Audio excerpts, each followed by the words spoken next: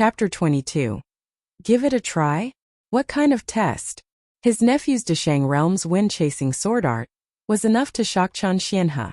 Now the other party actually said that he would kill this late first-order demon snake. How could Chen Xianhe believe it? Is trying to discourage. The roar of the black-robed old man resounded in everyone's ears again.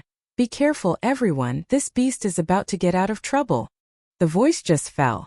On the snake body erected by the blood-spotted sea snake, the ice layer gradually cracked, and the ice chips fell on the sea surface, sputtering huge splashes of water. Hiss! The blood-spotted sea snake broke out with a terrifying neigh. Everyone only felt a cold air rushing to their foreheads, and Chen Xianhe even discovered that the second-level chi-refining cultivator with the lowest cultivation level among the people was frightened by the power of this demonic snake and shivered. It's over! The black-robed old man screamed in his heart. But no matter how unwilling he is, at this moment there is only one way to escape. The blood-spotted sea snake shook its huge body, and countless ice chips either fell into the sea water or landed on the frozen sea, and the impact made a thumping sound. Seeing this monster snake is about to get out of trouble, when everyone is desperate, a sword light pierced the sky. The whole body of this sword is snow-white, and the sword glow is nearly 10 feet wide. Even if they are separated by a distance of several hundred meters, everyone can feel the cold aura and terrifying power emanating from this flying sword. The sword glow is 9 feet. The first-order high-grade flying sword. Is this a first-order high-grade magic weapon? It's dead, the snake is dead. Die! Die! Ha. When the black-robed old man saw this sword, there was a sense of fear in his heart. Obviously, the power of this sword is enough to threaten his life. Now, Chen Daoxian only felt that the air in front of Feijian became extremely thick, as if something was preventing him from exerting all the power of Feijian. It's just that this feeling is fleeting. In the eyes of others, the flying snow sword is not only terrifying, but also as fast as a rainbow. Compared to them, Chen Daoxian's flying sword was more than twice as fast. This is also the performance of wind-chasing sword art, after reaching the culmination level. Not only did the speed of flying the sword double after the sword, but the power increased by nearly 70%. The first-order high-grade Fei Shui sword, coupled with the wind-chasing sword art, which increases the power of the Fei Jian by 70%, created an amazing sword at the moment. Hiss! In the face of this sword, the blood-spotted sea snake that erected its snake body also felt a fatal threat, and I saw it twisting the snake body desperately, trying to avoid the edge of the flying snow sword. But it had just escaped from the ice-binding technique of the black-robed old man, and its body was still stiff at the moment, and the speed of the flying snow sword was too fast to allow it to dodge at all. Laugh! It sounded like a hot knife had cut through butter. The blood-spotted sea snake, which was more than 20 feet in length and about 10 feet in diameter, was cut off by Chen Daoxian's sword. Seeing this scene, the black-robed old man was stunned for a moment, then overjoyed. After taking a sip of his Dantian Qi, he immediately performed the ice-binding technique again, freezing the remnant of the monster snake that was swaying indiscriminately because of the loss of its head. After half a cup of tea, as the last trace of the demon snake's vitality disappeared under the erosion of the ice-binding technique, the sea finally calmed down again. You died? The second-floor chi-refining cultivator with the lowest cultivation base asked cautiously. Died? Chen Xianhe nodded, then looked at Chen Daoxian, who was pale with a complicated look on his face. Great! Finally dead. Finally dead. Haha, we succeeded, midair. Except for the cultivator whose cargo ship was destroyed with a drooping face, everyone else cheered and rejoiced. After all, getting rid of the blood-spotted sea snake means not only the preservation of one's own cargo ship, but also an unexpected harvest. As a late-stage first-order monster, this blood-spotted sea snake can be said to be full of treasures. On the corpse left behind, in addition to the most precious inner pill and poison sac, snake meat can be used for eating, snake teeth can be used to create special instruments, and snake skin can be sewn into close-fitting defensive soft armor. Just now everyone was so focused on the firepower that they couldn't cause too much damage to this monster snake, and the snake skin accounted for at least 80% of the credit. Although the snake skin has been damaged a lot after being devastated by everyone, it is not a problem to sew into a few body-fitting soft armor. After the black-robed old man moved the corpse of the demon snake to his ship, he invited everyone to board his cargo ship. When everyone heard his invitation, they raised their spirits. Everyone knows that the time has come to divide the spoils. The cargo ship of the black-robed old man was 3 times larger than the Chan family's Tsanglong, and the formation patterns on the ship were much more than the Tsanglong. No wonder the black-robed old man was so nervous about his cargo ship. The crowd thought to themselves, "Everyone." The black-robed old man didn't know what everyone was thinking. He was usually taciturn and his face was rosy at the moment, and he was obviously very satisfied with the results of this battle. According to the Division of Military Exploits in the Qianyuan Sword Sect, those who directly kill the enemy account for the main credit, and can enjoy 60% of the spoils. The black-robed old man looked around, and finally set his eyes on Chan Daoxian. Rather than saying that he was asking everyone's opinions, it would be better to say that he was asking Chan Daoxian's opinions. After all, this is a world of immortal cultivation where the strong are respected. The strength Chan Daoxian had just burst out was enough for the black-robed old man to face him squarely. Everyone looked at each other and shook their heads. It's all up to the seniors. That's it. Seeing that everyone had no disagreement, the black-robed old man took out 100 spirit stones from the storage bag and distributed 20 spirit stones to each of the 5 Chan Xianhe. This snake demon corpse is barely worth 1,000 spirit stones. The 5 of you occupy 10%, that is 20 spirit stones per person. Please count them. The black-robed old man arched his hands. In the crowd, except for the cultivator whose cargo ship was destroyed, the rest of the cultivators, especially the second-level qi refining cultivator, were all smiling. Obviously, 20 spirit stones were a lot of money for him, a second-level qi refining cultivator. After everyone put the spirit stone into the storage bag, they bid farewell to the black-robed old man. One by one, they sent everyone away, and the black-robed old man looked at Chan Daoxian. "Fellow Taoist, let's meet again. It seems that the junior and the senior are still very faithful." Chan Daoxian smiled and said that he didn't hear the black-robed old man automatically upgrade his title from little friend to Taoist friend. The black-robed old man also laughed and said, "Don't lie to fellow Taoists. This time the old man has a ruthless request. Senior, please speak. I want to use the spirit stone to counteract the inner pill and poison sac of the demon snake. How about friendship?" After thinking about it, Chan Daoxian nodded. "Yes, but I don't want the spirit stone. I wonder if the seniors still have the water spirit beads that sold me today?" It seems that Chan Daoxian would ask this question. After all, although Chan Daoxian's strength is strong, his cultivation is only 3 levels of qi refining. For him, the Shui Lingzhu, which can accelerate the improvement of cultivation, is naturally more attractive than other foreign objects. But for the black-robed old man, the water spirit beads are a bit tasteless. He is now at the 9th level of qi refining.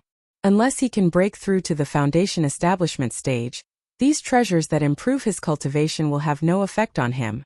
There are 5 water spirit beads here. The price is 500 spirit stones, and the remaining 100 spirit stones. How about giving this demon snake meat to fellow Taoists? The black-robed old man took out 5 marble-sized water beads and said, "Okay." Chan Daoxian nodded in agreement. Negotiate the loot division. The next step is to deal with the corpse of the snake demon. The 3 of them are monks, and the speed of disposing of the snake demon's corpse is very fast. In just 1 stick of incense, the snake demon is skinned and fleshed out. The snake meat and 5 water spirit beads belong to Chan Daoxian, and the snake skin, snake teeth, poison sac, and inner pill belong to the black-robed old man. Chapter 23, Cargo Ship Deck. After experiencing the common defense against the enemy and the distribution of the spoils, the relationship between the 3 became visibly familiar to the naked eye. Chan Daoxian smiled and cupped his hands. Chin Daoxian, the younger generation of the Chun family in Chongping County, Shuanghu Island. "This is my uncle Chun Xianhe. I don't know the senior's name?" "Old Wei Sihai, I have seen 2 fellow Taoists." The black-robed old man Wei Sihai formally bowed to the 2 of them. Chan Xianhe and Chan Daoxian hurriedly returned the salute. "Fellow Taoist Wei is welcome." Chan Xianhe put on a flattered look. He knew in his heart that if it wasn't for Chan Daoxian's face, the other party probably wouldn't take him. the sixth-level chi-refining cultivator, in his eyes. After being polite, the relationship between the two sides became more harmonious. See, Chen Daoxian couldn't help but inquire about the rental and sale of shops in Sangxiafang City. Compared with Chen's uncle and nephew Wei Sihai, who has been in Sangxiafang City all the year round, obviously knows the specific situation of Sangxiafang City better than them. Really?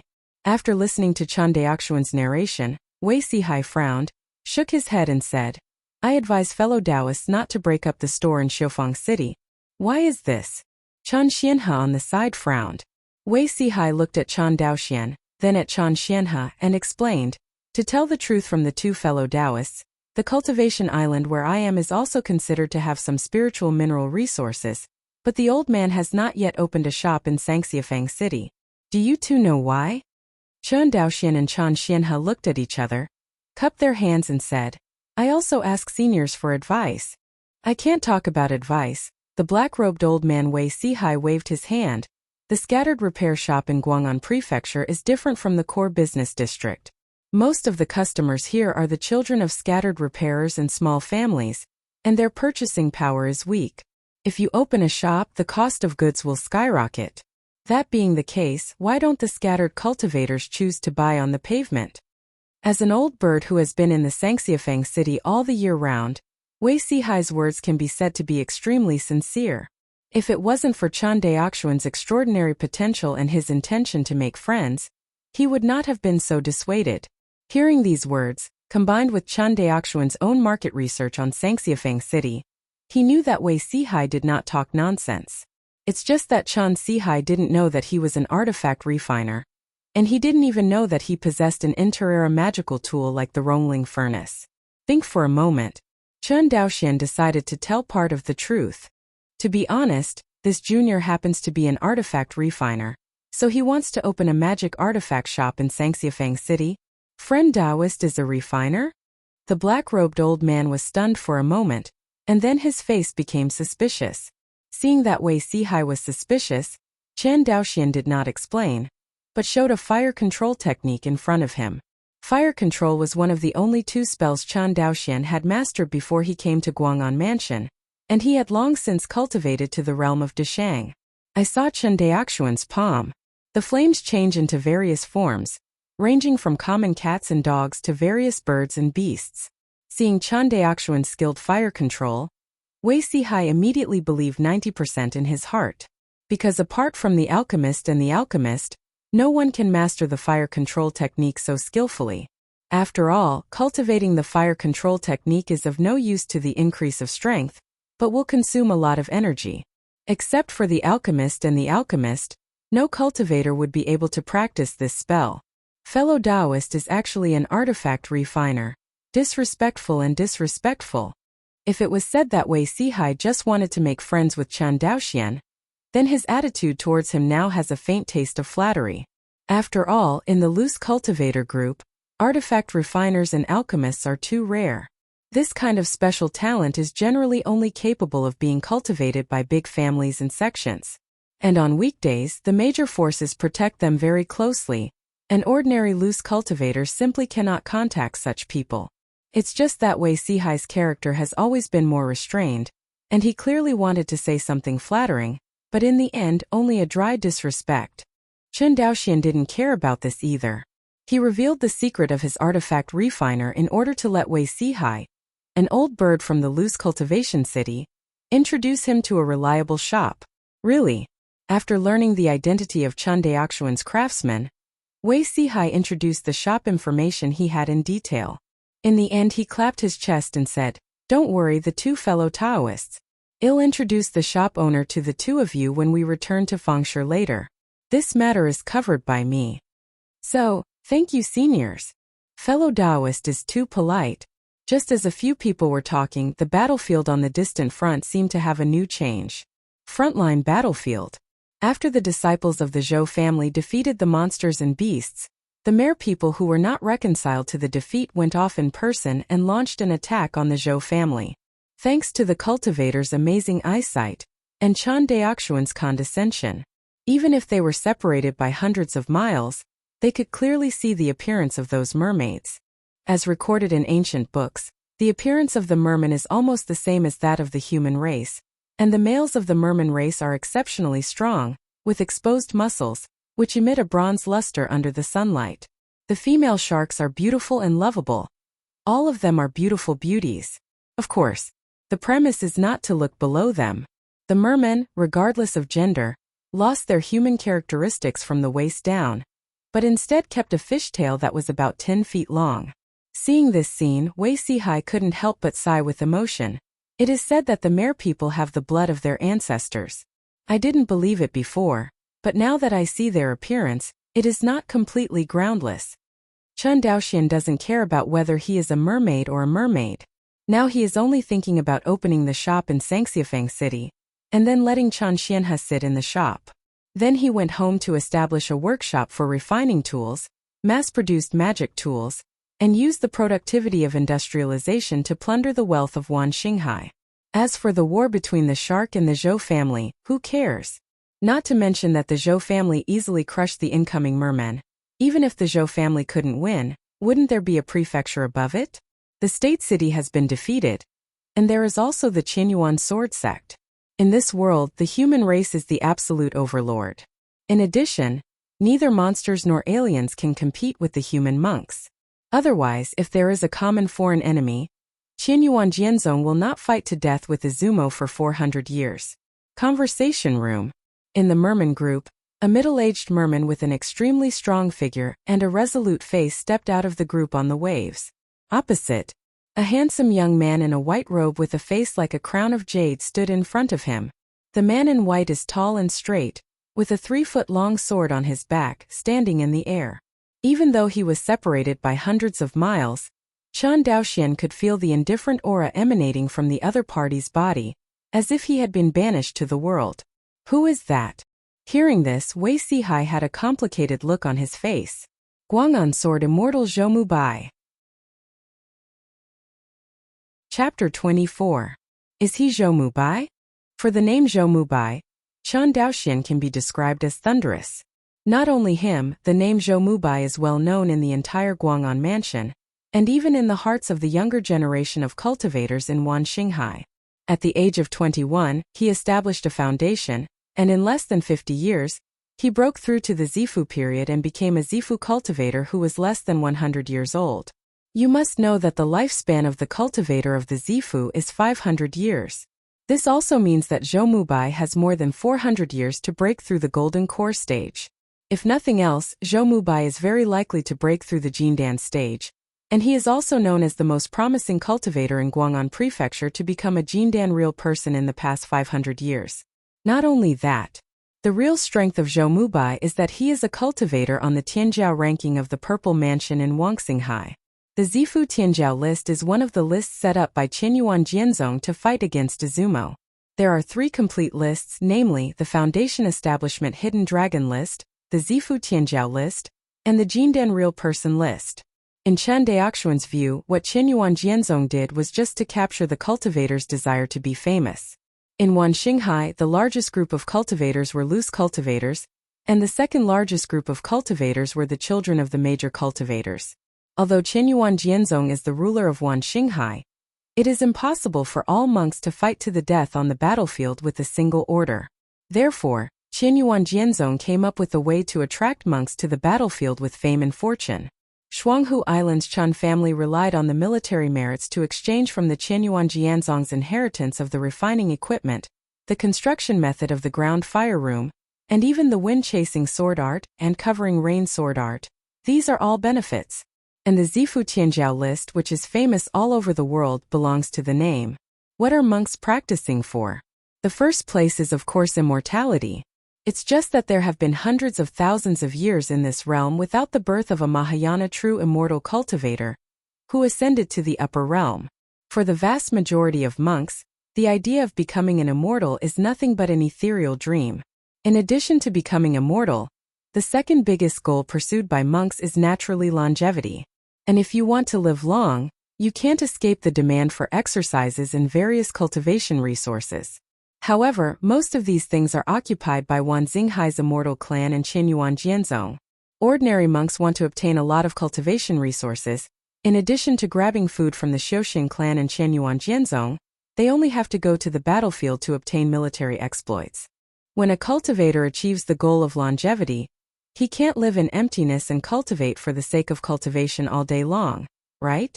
The friar will naturally begin to pursue something else, such as beauty, such as material enjoyment, such as the most important thing for monks' reputation. In the world of immortal cultivation, generally the more senior monks are, the more they tend to value such things as reputation. The 3 lists launched by Qianyuan Jianzong just satisfy the cultivator's desire for name.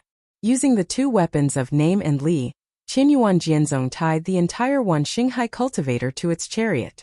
For 400 years, Qianyuan Jianzong drove this chariot to rampage in Xianyun continent, turning the country upside down. Even from the perspective of a modern person like Chen Daoxian, the helm of Qianyuan Jianzong is a remarkable figure. When I saw Zhou Mubai in white clothes fluttering at the front line, standing on the ground, Chen Daoxian's mentality is quite balanced after all. He is much younger than Zhou Mubai, and in terms of potential, Chen Daoxian claims that he will never be weaker than the other party. On the other hand, Wei Sihai and Chen Xianhe were full of loneliness in their eyes. After all, in terms of age, both of them are nearly 100 years old. In terms of cultivation, the white figure on the horizon is completely different from them. As monks of the same era, it is impossible to say that the 2 of them have no feelings in their hearts. It's just that the gap between the 2 sides is so big that neither of them dare to feel jealous. This kind of taste, only they can experience it. Just when people's minds are different. The battle on the front lines has begun. However, because the distance between the 2 sides is too far, Chen Daoxian and others cannot detect such a long distance with their spiritual sense, and relying on their eyesight, they simply cannot keep up with the speed of the 2 sides. You can only see the sword light flickering on the horizon, and the roar is constant. Unexpectedly, in this level of battle, they are not even qualified to watch. Feeling the impact of the aftermath of the battle, Chen Daoxian sighed. Thanks to them being far enough away, Chen Daoxian even saw that the row of ships in the front was actually destroyed by the aftermath of the battle between Zhou Mubai and the high-ranking merman. And the monks watching the battle also had a ghostly expression, and they all fled. With Zhou Mubai and the high-ranking merman as the center, no one dared to approach within a radius of 10 kilometers. Finally, accompanied by a sword light that was about 100 feet long, the high-ranking merman fled with injuries, and even the entire merman tribe fled. Another Zifu cultivator from the Zhou family was about to chase, but was stopped by the pale Zhou Mubai. 3 uncles, don't chase after him. Mubai, are you all right? Seeing Zhou Mubai's pale face, the cultivator he called the 3rd uncle immediately became nervous. Zhou Mubai was the most talented cultivator of his Zhou family's younger generation. Not only did he break through the Zifu period at a young age, but he was also a kendo genius who understood the meaning of swordsmanship at the foundation building level. This is also the biggest reason why Zhou Mubai is listed on the Zifu Tianjiao list. He is a sword cultivator. A sword cultivator that is even rarer than the Tianlingen cultivator. And now Zhou Mubai seems to be injured. This makes the old man not angry. Thinking of this, the old man who was called the 3rd uncle by Zhou Mubai couldn't help but scolded. Mubai, what kind of one-on-one rule is there for this kind of alien race? Why did you and I get hurt when you and I joined forces to take him down? After scolding, the old man showed a distressed expression again. Is your injury serious? 3rd uncle, don't worry, it's just a minor injury. Zhou Mubai shook his head. My Zhou family captures the merman every year. And the merman clan always resents my Zhou family. If we don't follow the rules and kill that high-ranking merman this time, the merman clan and my Zhou family will never be friends again. There's room for maneuver. What if there is no room for maneuver? Is my Zhou family still afraid of the mere people? The 3rd uncle was very disdainful. Seeing the attitude of the 3rd uncle, Zhou Mubai hesitated, finally shook his head and stopped talking. Not only the 3rd uncle, but all the monks of the Zhou family felt that the Zhou family was an invincible existence in the 100,000-mile sea area, and no one cared about it. Zhou Mubai knew in his heart that this kind of mentality of the clansmen was not good for the Zhou family. In recent years, several major foundation-building families headed by the Yang family have also become more and more distant from the Zhou family. Even as far as he knows, the Yang family has been secretly uniting with other foundation-building families, and wants to build another immortal city to compete with the immortal city of Guang'an Prefecture. It's just that because of the distribution of interests and fear of the Zhou family's power, the alliance has not been able to talk smoothly. Chapter 25. 3 days later. In a restaurant in Sangxiafang City. Fellow Taoist Wei. For the purchase of the store, I would like to thank you for your help. My Chun family is very grateful. Thank you, Senior, for your help. Chen Xianhe and Chen Daoxian raised their wine glasses, toasted a glass of wine to Wei Sihai, and said with a smile, "Everywhere, everyone is a friend. A trivial matter, a trivial matter." Wei Sihai hurriedly picked up the wine glass and said with a smile, "In 3 days, the trivial matter of the mermen attacking Guang'an Mansion had already subsided. In the Sangxiafang City, the topic of discussion among the people gradually shifted from this war to the discussion about the Guang'an sword immortal Zhou Mubai. Push the cup to change the room. The atmosphere at the wine table gradually warmed up. Chen Xianhe couldn't help but side with his slight drunkenness. Xiancheng of Guang'an Prefecture is really worth an inch of land. I didn't expect the price of this shop in Sangxiafang City to be so high. Yes. When Wei Sihai heard this, he deeply agreed. He spent the longest time in Sangxiafang City in Guang'an Prefecture, and felt the deepest. Actually, the shops in Sangxiafang City are quite good. A medium-sized storefront can be purchased with only 1,000 spirit stones at most. The most exaggerated is the shops in the core business district. Speaking of exaggerated store prices in the core business district, Wei Sihai shook his head. Hearing this, Chen Daoxian asked calmly, "Are the shops in the core business district expensive?" "Expensive." Wei Sihai smiled. The shops there can no longer be described only by the word expensive. Although the prices on the market are only 10 times more expensive than those in Sangxiafang City. But the fact is that the shops there can't be bought with money, and they are all controlled by the Zhou, Yang, Wu and other immortal clans. Ordinary monks and small families want to intervene. It is as difficult as going to the sky. Maybe he drank a little too much, and Wei Sihai's words began to increase gradually. Coupled with the deep dissatisfaction with the immortal clan, he actually asked Chen Daoxian and the two to talk to them at this moment. Let's just say that the restaurant under our feet is the property of the Wu family of the immortal cultivator. In Sangxiafang City, restaurants, inns, tooth shops, more than 90% are controlled by the cultivator. In the core business district, such a proportion has reached an exaggerated 10%. We have the largest number of loose cultivators and small clan children, but we get the least. How unfair. At the end, Wei Sihai smashed the wine glass on the wine table heavily. Hearing this, everyone was silent for a while. Half an hour. Chen Xianhe said quietly, "Brother Wei, you are drunk." Hearing this, Wei Sihai suddenly broke into a cold sweat and woke up 7 or 8 points from drinking. It is not a wise thing to scold the immortal clan here loudly. Although almost all of the loose cultivators were dissatisfied with the immortal clan, none of them dared to pour their bitterness out in an open and honest manner. Because of the daring cultivators, they all disappeared without a sound. Seeing this scene, Chen Daoxian hurriedly raised other topics to avoid the embarrassment of the cold field. After half an hour, after the banquet was over, it was getting late.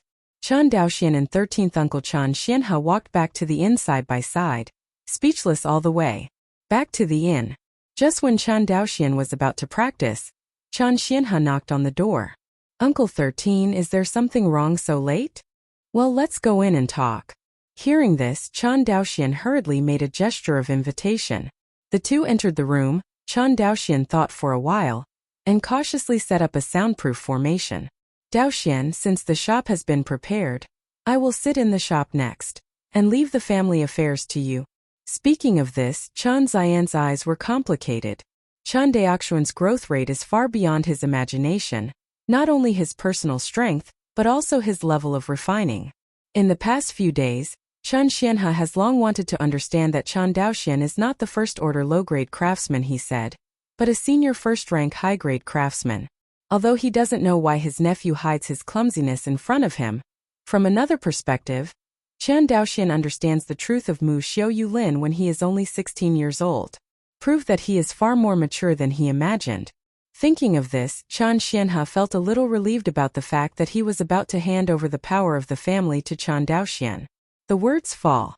Chen Xianhe took out a seal from the storage bag. The whole body of this seal is black, with a strong aura on it, and it is actually a first-order high-grade magic weapon. This is the patriarch seal of my Chen family. Now I will give it to you. Chen Xianhe handed over the black seal and said solemnly. Chen Daoxian took the seal and nodded solemnly. Finish explaining this. Chen Xianhe immediately asked, by the way, how did you do the purchase of supplies? Everything is ready, just wait for the ship to be loaded tomorrow, and you can return to Shuanghu Island. Chen Daoxian paused. This time we have taken out a total of 8,743 spirit stones from the clan library, of which I spent 100 spirit stones to purchase water spirit beads privately, and 500 spirit stones to purchase an inheritance of refining the wind and thunder array instrument. The shop spent 1,000 spirit stones, and the purchase of various materials cost a total of 6,721 spirit stones, and now I still have 422 spirit stones in my hand. Speaking of this, Chen Daoxian smiled bitterly. This is all our family's belongings. Hearing that the family's 300-year savings was actually spent on this trip, Chen Xianhe was mentally prepared, but still felt a burst of heartache. Seeing Chen Xian's ugly face, Chen Daoxian hurriedly comforted him.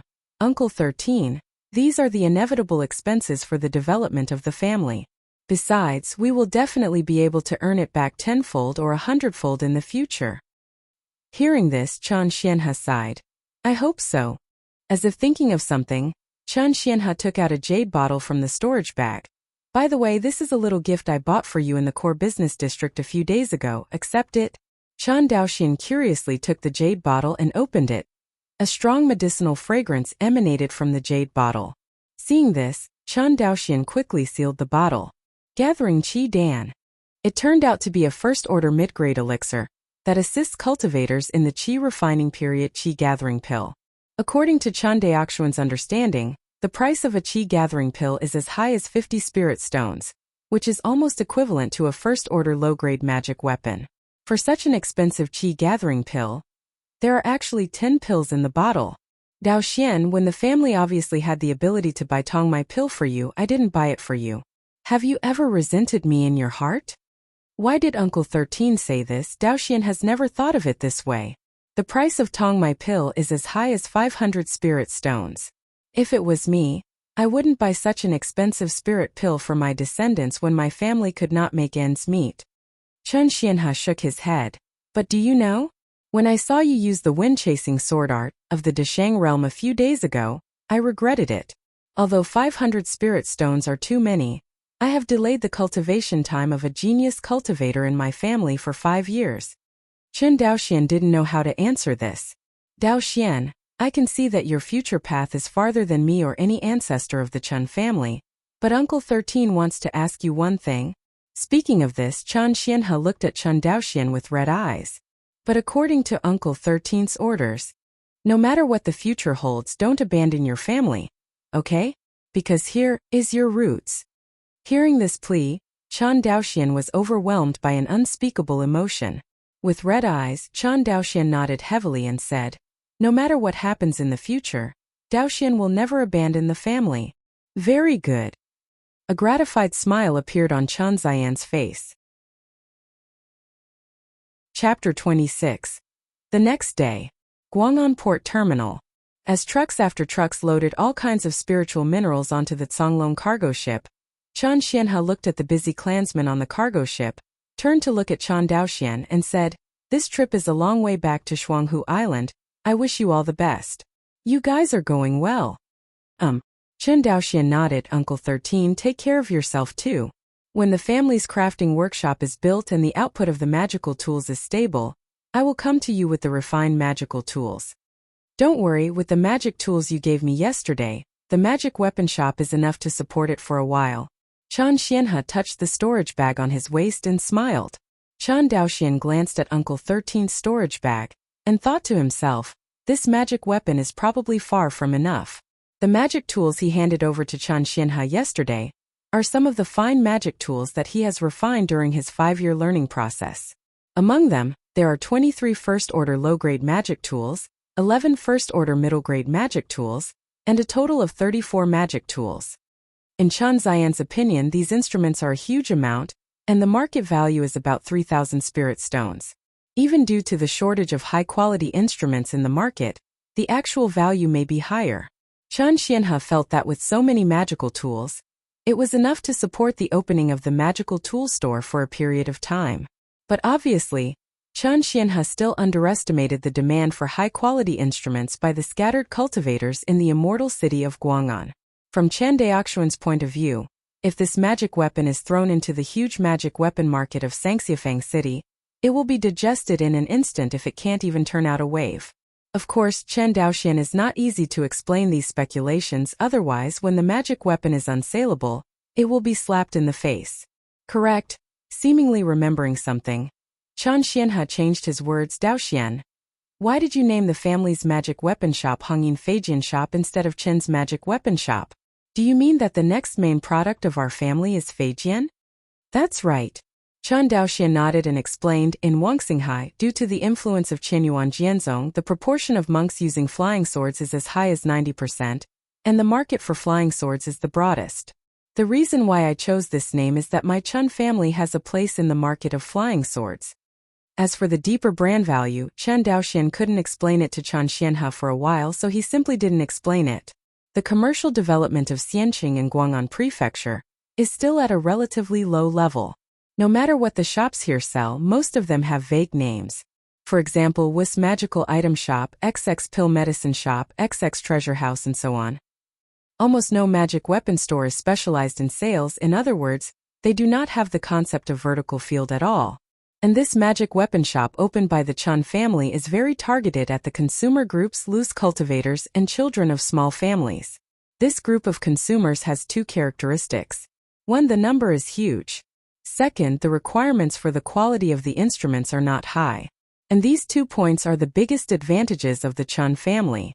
The huge number of consumer groups proves that the production requirements of the products are very high, otherwise the consumer market cannot be satisfied. The requirements for the rank of the magical instruments are not high, which means that Chen Daoxian, a first-rank high-grade artifact refiner, can meet the production conditions.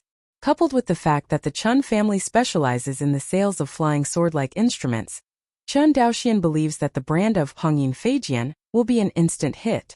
After half an hour, on the aft deck, Chen Daoxian waved at Chen Xianhe, whose figure was gradually blurred, and turned back to the cabin. The cabin of the Zonglong is divided into 3 layers.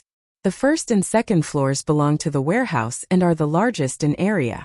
The third floor is the cabin for the crew. Chen Daoxian also lived on the 3rd floor, but unlike the 5 ordinary Chen clan members who were crowded into one room, the cabin where Chen Daoxian lived was a luxurious single room. 7 days later, southwest waters of Wuxia, the Zonglong sailed against the wind and waves in the vast sea. Inside the cabin, Chen Daoxian sat cross-legged on the futon with his eyes closed. During the voyage of Wanxinghai, he could not practice Yuan Gong. So Chen Daoxian devoted all his energy to the practice of wind-chasing sword art. I have to say that this time, wind-chasing sword art has broken through to the realm of great achievement, greatly increasing his strength. Otherwise, only relying on that first-rank top-grade flying snow sword would at most only be able to injure the blood-spotted sea snake, and would not be able to kill it in one blow. Therefore, Chen Daoxian became more interested in the practice of wind-chasing sword art. After a stick of incense, after the epiphany was over, Chen Daoxian opened his eyes. I didn't expect that the cultivation of wind-chasing sword art was so difficult after reaching the realm of Deshang. After 2 epiphanies, it was worthy to increase the power increase of Feijian from 60% to 80%. Chen Daoxian sighed. Actually, as early as the 2nd epiphany, Chen Daoxuan's wind-chasing sword art reached the realm of great achievement, and the increase in the power of the flying sword also reached 60%. After that, he had 2 epiphanies in succession, and only increased the power of the flying sword by 20%. It must be said that Chen Daoxian felt a little discouraged. This is the result of his cultivation under the condition that his comprehension has increased tenfold. If he didn't rely on the ability of Hongmeng Enlightenment Daojing to store his comprehension and only rely on Chen Daoxian to cultivate by himself, I am afraid that if he was given another 10 years, he might not be able to cultivate wind-chasing sword art from Dashang to the current state. No wonder there is no record of the perfect state in this sword art. Perhaps even the founder of this sword art is not optimistic that the younger generation can cultivate this sword art to the perfect level. Chun Daoxian shook his head. Indeed, for a chi-refining cultivator, to cultivate a first-order sword art to the perfect state is really difficult for a strong man. Generally speaking, cultivators in the foundation building stage spend a lot of energy, but it is possible to cultivate the first-order sword art to the perfect state. But there is no need, because they are already qualified to practice more advanced second-order sword tactics or second-order spells. As long as a base-building cultivator spends a few years of effort to cultivate the second-order sword art to the realm of minor achievement, the power increase of the flying sword is no less than that of the first-order sword art at the perfect level. Why bother to look farther? Performing the wind-chasing sword art that he had just realized in the cabin, Chun Daoxian got up and walked out of the cabin. This time, a poignant song rang in his ears, and Chun Daoxian felt dizzy. Not good. Chun Daoxian bit the tip of his tongue sharply, and his consciousness instantly woke up. When he flew to the deck of the Zonglong, his consciousness swept away and found that except for him, all the clansmen on the whole ship were slumped to the ground and fainted. Looking down from the sky, in the seawater below the Zonglong, one after another black shadows swim under the water, densely packed with countless numbers. Most of these shadows are more than 10 feet long, and they are obviously not human.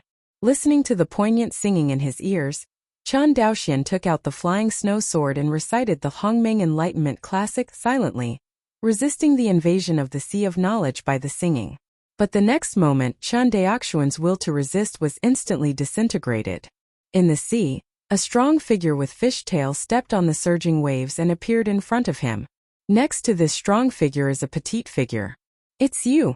Seeing this person in front of him, Chun Daoxian's heart sank little by little.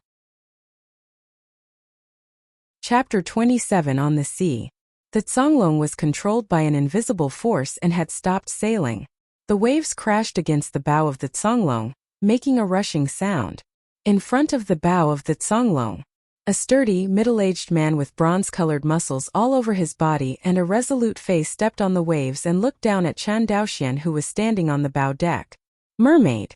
However, the merman in front of him seemed to be seriously injured, and there was a huge gap in his chest, and the sword energy was in between, making the wound difficult to heal. The merman in front of him was the one who fought against Zhou Mubai, the arrogant son of the Zhou family in Guang'an Mansion 10 days ago. Seeing this scene, Chun Daoxian had a hint of despair in his eyes. Not to mention the tens of thousands of mermaid ethnic groups under the sea. The two just stared at each other silently. A long time.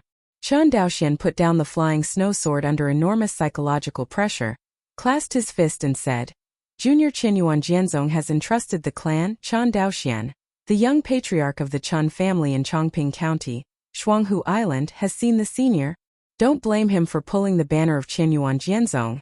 It is really too powerful for the merman in front of him, and Chun Daoxian can't compete at all.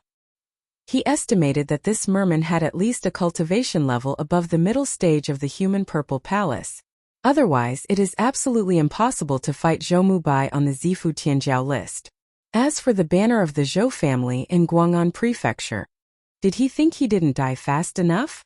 Really? Hearing the name Qinyuan Jianzong, there was a flash of fear in the eyes of the merman in front of him. Although his eyes changed quickly, he was still caught by Chun Daoxian's peripheral vision. Humph! Human monk, you don't have to use Qinyuan's sword sect to scare me. Little life saved. Hearing that the middle-aged merman was willing to speak, Chun Daoxian breathed a sigh of relief. What he was most afraid of was that the other party didn't even want to talk about it, so he directly attacked the killer. Senior misunderstood. Junior has no intention of this. Chun Daoxian said with sincerity, it's just because the abominable Zhou family exploits our children too much, and I really don't want to be with them. While Chun Daoxian drew a clear line with the Zhou family, he explained that he was by no means a threat to the other party. Unsurprisingly, after hearing the name of the Zhou family, the middle-aged merman's face was full of haze, and he obviously hated this family very much in his heart. Seeing the other party's emotional out-of-control appearance, Chun Daoxian was beating his heart.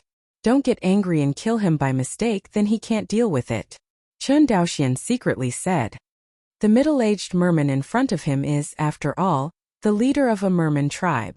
Although he was extremely resentful, he quickly adjusted his emotions. I saw him slowly lowering his body, looked at Chen Daoxian flatly and said, "Are you here from Guang'an Mansion?" "Senior, this junior sailed here from Guang'an Mansion 7 days ago." Chen Daoxian bowed. The middle-aged merman nodded non-committally, and immediately seemed to find something, only to see him beckon lightly. A red spiritual ore flew out from the cargo hold of the Zonglong, and he was holding it in his palm. It was the copper ore that Chen Daoxian bought in Xiancheng Guang'an Prefecture. Although he didn't know what the other party meant, Chen Daoxian didn't dare to resist at all. So he lowered his head and waited for the other party's decision. "Human monk, what is this?" The middle-aged merman held the copper mine and asked. "Senior, this is called red copper ore, which is a kind of spiritual ore." Chen Daoxian answered every question he had, and was very well behaved. "Is this weapon in your hand made of red copper ore?" The middle-aged merman pointed to the flying snow sword in Chen Daoxian's hand and continued. "Senior, this flying sword in my hand is indeed made of spirit ore, but it's not red copper ore, but several other spirit ore." Hearing this, the middle-aged merman and the petite female merman next to him looked at each other and nodded. "You are quite honest, unlike other human monks, who are cunning. Chen Daoxian hurriedly bowed his body lower. "Thank you for your praise, senior." "Okay, stand up straight and talk." The middle-aged merman waved his hand. Hearing this, Chen Daoxian breathed a sigh of relief. He knew that his little life was saved today. "Let me ask you, don't all of your small family members like human monks go to Guang'an House to sell spiritual ores? Why do you buy so many spiritual ores?" Hearing this, Chen Daoxian struggled in his heart, and finally chose to tell some truth. "Senior, because there are artifact refiners in the younger generation's family, they need to buy spiritual ore and go back to refining the instruments. Is this weapon in your hand the magic weapon you said?" He pointed to the flying snow sword in Chen Daoxian's hand and asked. Chen Daoxian decisively handed the flying snow sword over and said, "Exactly, senior, please take a look." The middle-aged merman beckoned, and Fake Shuijin flew towards him. I saw him take the flying snow sword, hand it to the female merman beside him, and instructed, "Luo Air, come and try." "Yes, my father." The female merman known as Luo Air took the Fei Shui sword and entered a demonic force. Immediately, Fei Shui sword's aura sword, and at the tip of the sword, a 9-foot-long sword light was swollen, and even the air was slightly distorted. "What a sharp weapon!" The female merman said with emotion. "If our tribe had such sharp weapons, the Zhou family would not have thought about arresting the sisters so easily and wantonly." When it comes to the female merman captured by the Zhou family's mercenary team, the merman named Luo Air has a pretty face and is cold. Chen Daoxian didn't say a word, and tried to be as transparent as possible to avoid suffering unwarranted disasters. "Father, you said, can we?" "What do you mean?" Facing the two voice transmissions in front of him, Chen Daoxian had to wait quietly. After a cup of tea, the middle-aged merman said again, "Human monk, we have a business we would like to talk to your family about. I wonder if you are interested." Probably guessing what, Chen Daoxian reluctantly said, "I don't know which aspect of business the predecessors are referring to." After all, the middle-aged merman is the leader of a clan, and at a glance, he can see the reluctance in Chen Daoxian's eyes. He frowned and said, "Human monks, our mere people are not your human race, and we won't do that kind of forced buying and selling, don't worry about that."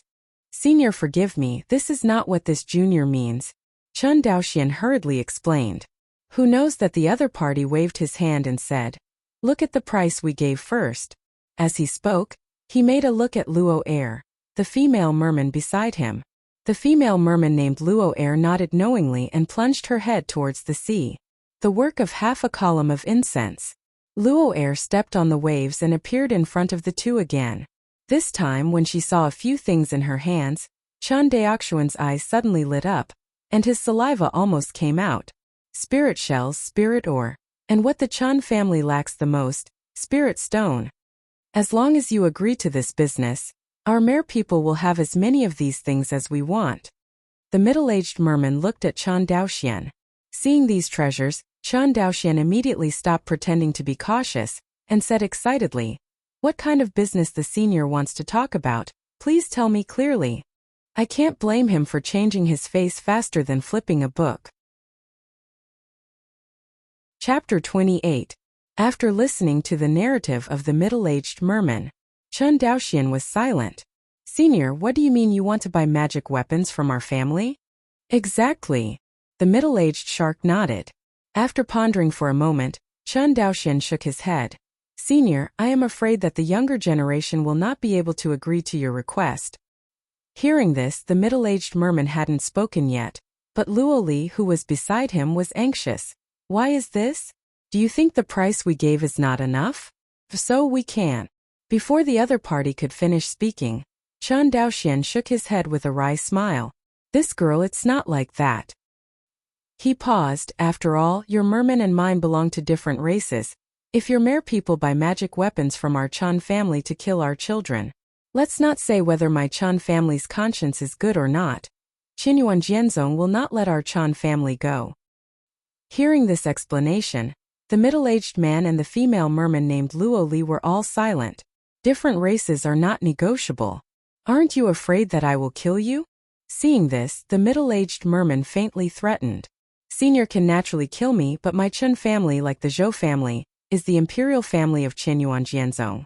If the senior did such an evil act, Qinyuan Jianzong will definitely seek justice for my Chun family in the future.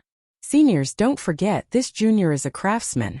As long as the seniors understand the importance of Qinyuan Jianzong to craftsmen and alchemists, they will know that what the juniors say is true."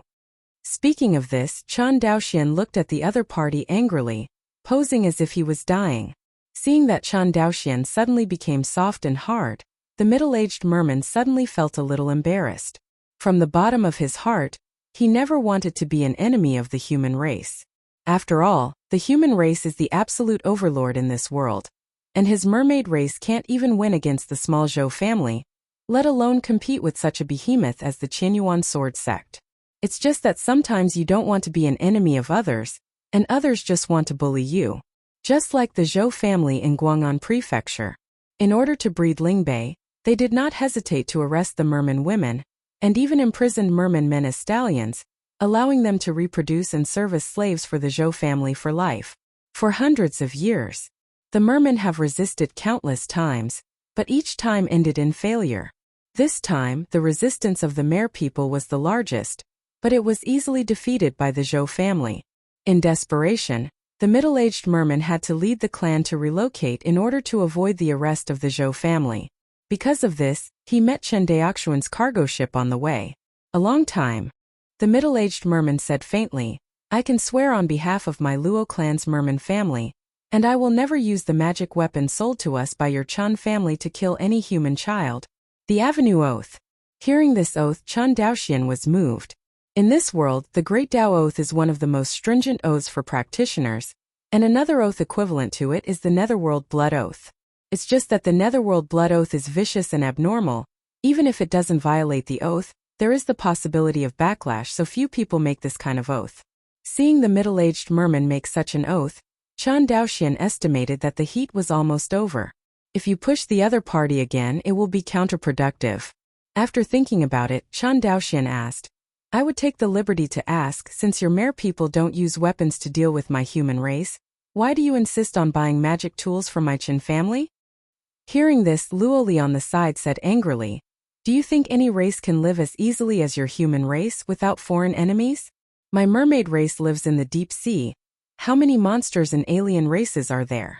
If there is no force to defend the clan, the only way to wait for my merman clan is to perish."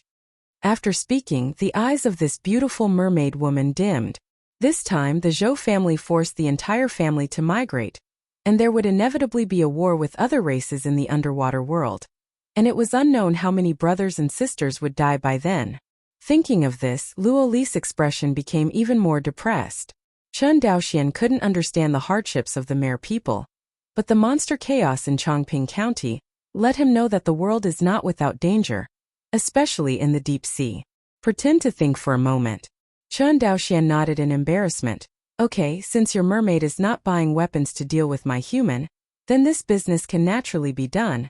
but the specific price needs to be discussed carefully. With that said, Chen Daoxian took out 2 flying swords from the storage bag, the first-order low-grade flying swords and the first-order middle-grade flying swords. Look at it. Chen Daoxian handed the flying sword over. The two took the flying sword and examined it carefully. Luo Li frowned and said, "You man, these 2 weapons are not as good as one, and neither is comparable to the one you showed us before." Hearing this, Chen Daoxian said with a smile, "This is natural, and the price of the instruments is different for different grades." As he said that, he looked at the middle-aged merman and said, "It's like the magic weapon that hurt the senior, it's totally expensive."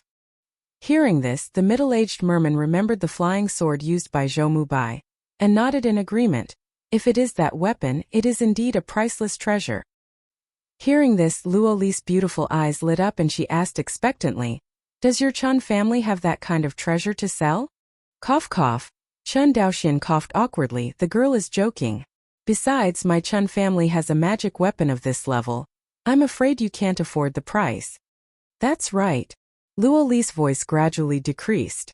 Seeing that the topic was being led off by the other party, Chen Daoxian hurriedly turned the topic back and said, These 3 instruments are first-order low-grade, first-grade middle-grade, and first-grade high-grade instruments, and their prices are 500, 1,000, and 2,000 spirit stones respectively. At present, my Chen family can refine a lot of them, only the first-order low-grade magic tools, that is, the price of 500 spirit stones." Chen Daoxian almost didn't hold his breath when he shouted that the first-order low-grade flying sword needed 500 spirit stones. Just when he was about to accept the price bargaining of the mare people, Luo Li said with joy, "This weapon can be bought for only 500 broken stones. This is too cheap. And this weapon, as long as it costs 2,000 stones, shouldn't you be afraid of us and deliberately say such a low price?" Hearing this price, Luo Li immediately had a good impression on Chen Daoxian. He felt that the human race was different from the human race. Compared with the wicked people of the Zhou family, the young man in front of him was simply a good person. Hear this. Chen Daoxian felt that he seemed to underestimate the wealth of the underwater world. Not only him, all the monks in Wanxinghai may have ignored the great wealth of the deep-sea world. But if you think about it, it's impossible. The cultivator said that it was omnipotent in the sky. But Chen Daoxian knew that low-level cultivators simply did not have the ability to go to the underwater world to mine. According to Chen Daoxian's understanding, this world is obviously different from the spherical world of the previous life, and in terms of its vastness, it is even more difficult to know how many times it is away from the earth. In the same way, the depth of the sea in this world is not known to exceed the previous life by many times. In this way, the pitiful infuriating chi of the low-level cultivator could not resist the terrifying pressure brought by the deep sea at all. Therefore, the development of the underwater world has become nonsense. The mermen are different. They have special racial talents that allow them to survive in the underwater world freely, which other terrestrial races cannot envy. Thinking of this, Chen Daoxian's gaze towards Luo Li suddenly became extremely eager. Chapter 29. Why are you looking at me like that? Am I wrong? Luo Li felt a little hairy at the sight of Chen Daoxian, and said angrily, "Cough cough, Miss Luo's words are bad." Chen Daoxian coughed and cleared his throat. Perhaps in the eyes of Senior and Miss Luo, the price of magic instruments is low, but we have already earned you money by selling them to you at this price. So Miss Luo doesn't have to think that I lowered the price of magic weapons because I was afraid of you. Chen Daoxian's businesslike appearance made Luo Li not sure how to answer. Okay. Since we are both satisfied with the price of the magic weapon, let's trade at this price. The middle-aged merman clapped. Chen Daoxian was afraid that the other party would regret it, so he nodded quickly and said, "Yes." After the initial cooperation intention was reached, the atmosphere between the two parties was relieved immediately. The middle-aged merman pointed at the merman woman next to him, and said with a smile, "This is my daughter Luo Li. From now on, she will represent my Luo clan and be responsible for the transaction of magical instruments between our two clans." After speaking, the middle-aged merman gave Luo Li a look beside him. Luo Li nodded knowingly, and slammed it from her waist, and a scale was buckled down by her. "Human monk, this is the scale of my life. With it, you can contact me anywhere within a radius of 10,000 miles. Luo Li's pretty face turned pale. After taking the scale, Chen Daoxian silently put it back into the storage bag. When we settle the clan, we will come to complete the transaction with you. The middle-aged merman looked at Chen Daoxian quietly. Human monk, when the time comes. I hope you don't lie to us. Don't dare. Chen Daoxian bowed. That's good. After speaking, the middle-aged merman and the merman woman named Luo Li jumped into the water with a plop and disappeared. Looking down from the sky, the dark crowd of mermen under the sea gradually faded away and eventually disappeared. After half an hour, the clansmen on the Zonglong woke up one by one. When the panicked clansmen gradually calmed down under the comfort of Chen Daoxian, everyone drove the Zonglong again and continued toward Shuanghu Island. 20 days later, the Zonglong returned to the deep-water port of Shuanghu Island safely, and there were no more accidents on the way. Shuanghu Island, Chongping County. Chen's Ancestral Hall. Chen's Ancestral Hall is not only the ancestral hall of the Chen family on Shuanghu Island, but also the highest power center of the family. In the past 300 years, the various forms of clan meetings presided over here have determined the fate and rise and fall of the Chen clan. Chen Daoxian sat in the original position of Chen Xianhe, looking down at the Chen clan standing in the 2 rows below, and couldn't help feeling emotional. The Chen family is really dreadful. In a dignified immortal clan, he was the only cultivator in the clan, and it made people laugh when he said it. Shaking his head, he threw the distracting thoughts out of his mind. Chen Daoxian, who occupies the throne of the patriarch, said, because the patriarch needs to sit in the family shop in the immortal city of Guang'an Prefecture, I will temporarily serve as the patriarch of the family in the future. After finishing speaking, Chen Daoxian took out the black seal symbolizing the patriarch's identity in front of everyone. After listening to Chen Daoxian's words, everyone was not surprised. In their hearts, Chen Daoxian, the only new generation cultivator of the Chen family, was the perfect candidate for the future patriarch of the family. Coupled with the old patriarch's advanced age, they were already mentally prepared for Chen Daoxian to take over as the patriarch. Everyone looked at each other in dismay, and after discussing in a low voice, they bowed their hands and said, "See you, the young patriarch. You are exempt." Chen Daoxian waved his hand. In the early years, because I concentrated on cultivation, I didn't participate much in family affairs, so I was not familiar with everyone, but in the future, I hope everyone can work together to assist me and develop my Shuanghu Island Chen family. After hearing this, Chen Ji, the magistrate of Chongping County, who was ranked first in the right column, stood up and took the lead in bowing his hands, saying, I, the county magistrate of Chongping County, will definitely cooperate with the young patriarch, rectify the family affairs, and develop the family. Chen Daoxian nodded in satisfaction. Seeing this, Chen Liangyu, the former head of the copper mine in the first column on the left, was secretly annoyed. Such a good opportunity to show loyalty was actually snatched up by Chen Ji. Thinking of this, Chen Liangyu was unwilling to be reconciled, and quickly said, We, the copper mine, are also willing to follow the orders of the young patriarch. Very good. I can see everyone's thoughts.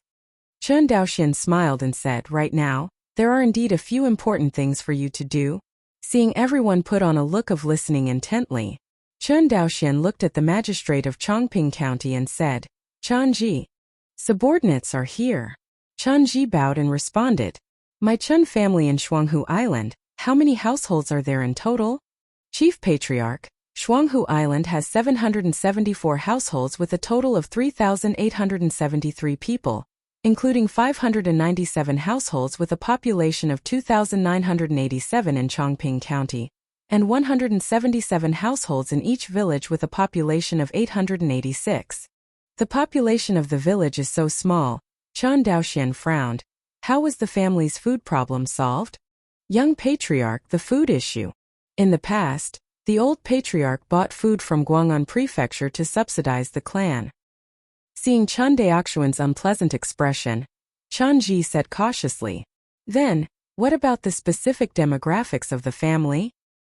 Hearing this question, Chen Ji was stunned for a while, and said with some uncertainty, Dare to ask the young patriarch, what is the demographic structure? Chen Daoxian knew that he actually said the words of his previous life in a hurry. So he explained with a calm expression. It is the detailed proportion of the family population according to gender and age. This. Chanji was sweating profusely and was at a loss. He really didn't know this question. But it was obviously not the county magistrate's style to sit still, so he cupped his hands and said, "You young patriarch, the county government does not have statistics on the specific demographic structure of the family, but, as far as my subordinates know, my Chun family is young. The population has always been larger, and there are plenty of males."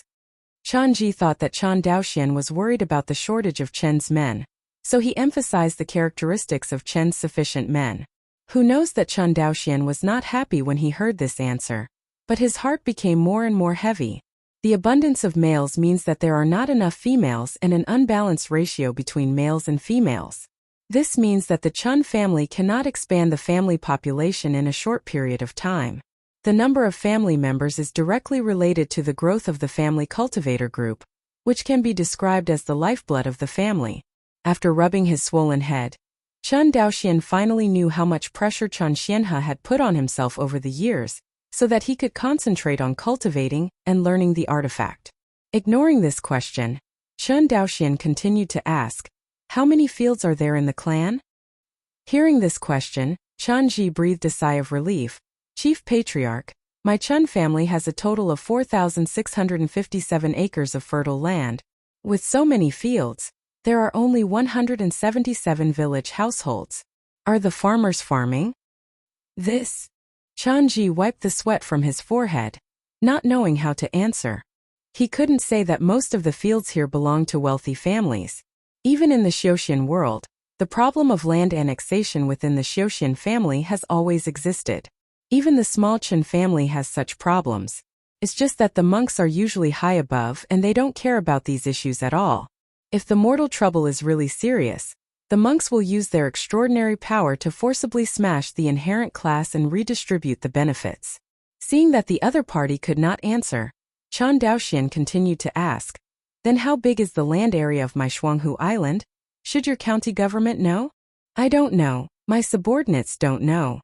Feeling the increasing power of Chan Daoxian, the county magistrate Chanji didn't even dare to lift his head. Chapter 30 Clan Meeting.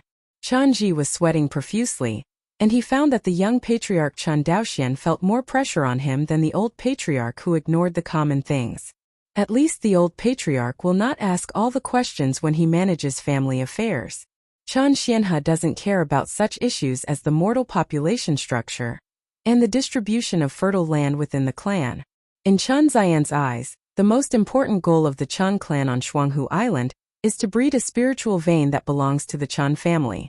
Only in this way, the Chun family can let go of their hands to cultivate younger generations and expand the family cultivator group. Otherwise, even if the younger generation with spiritual roots is discovered, the Chen family will not be able to let him embark on the path of cultivation. Because the family now has only one spiritual eye, it cannot support more monks to practice. There are more than 3,000 members of the Chan family.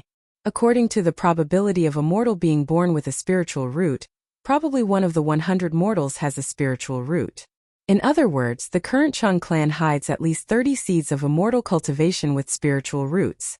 But suffering from lack of spiritual energy, they could not let them embark on the path of cultivation.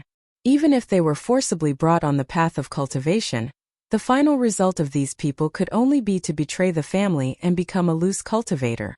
A long time, Chan Daoxian said 3 things. He raised 3 fingers. First, I ordered the county government to start immediately to investigate the detailed demographic structure of the family. I want to know the number of children under the age of 10, the number of young adults between the ages of 10 and 40, and the number of young adults between the ages of 40 and 60, the number of middle-aged and elderly people, and the elderly population over the age of 60. In addition, the number of fertile couples in the family, and the number of unmarried males should also be investigated in detail.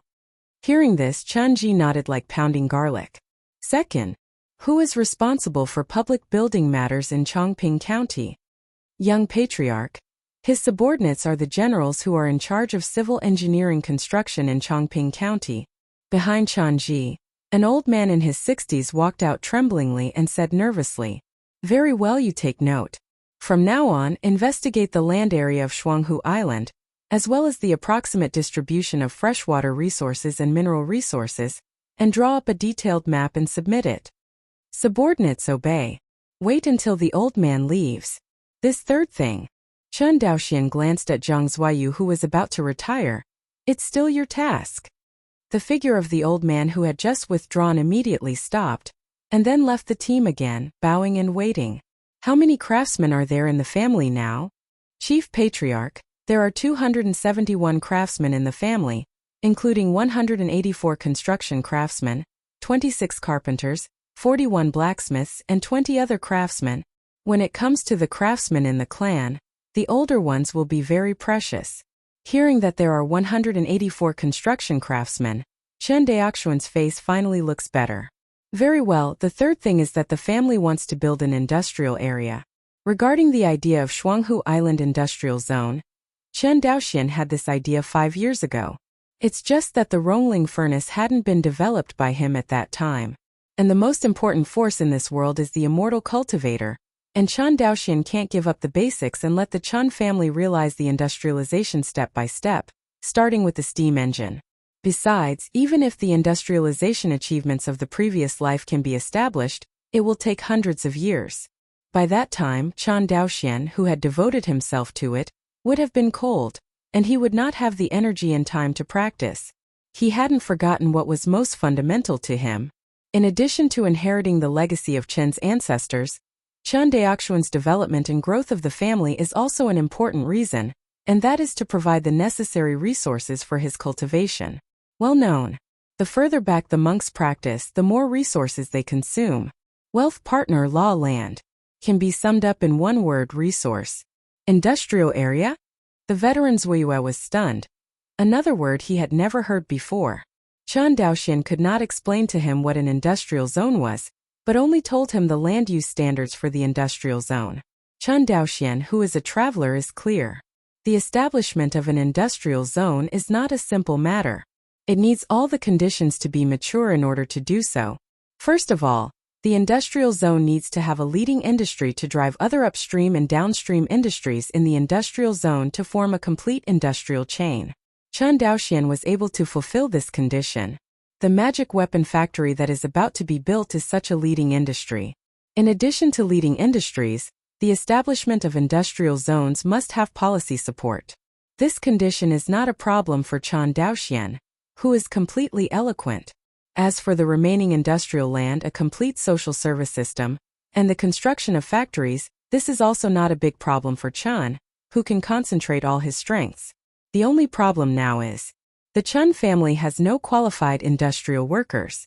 Although the magic weapon factory to be built is just a small workshop the size of a sparrow. But Chen Daoxian estimated that at least 12 to 15 mature Rongling furnace operators would be needed to cooperate with him in order to produce instruments with maximum efficiency. Think of this. Chen Daoxian waved his hand and said, "Chen Yekeo and Chen Liangyu stay, and the others can retreat first." Everyone glanced at Chen Daoxian, then looked at each other again and said, "Young patriarch, your subordinates retire. Wait until the people leave." Only Chen Daoxian, Chen Liangyu and an unknown veteran were left in the entire ancestral hall. Chen Daoxian glanced at the roster of county officials and found the name of the veteran Zuoyu, Chen Beiwang. As the head of the copper mine, Chen Liangyu is the person in the entire family who is most familiar with Chen Daoxian. Not only was Chen Daoxian in charge of inspecting the output of copper ore mines every year before, but also because Chen Daoxian often lacked copper ore in refining equipment, he went to the mine to beat the autumn wind. After coming and going, the two became more familiar with each other. Of course, this kind of familiarity is what Chen Liangyu thinks.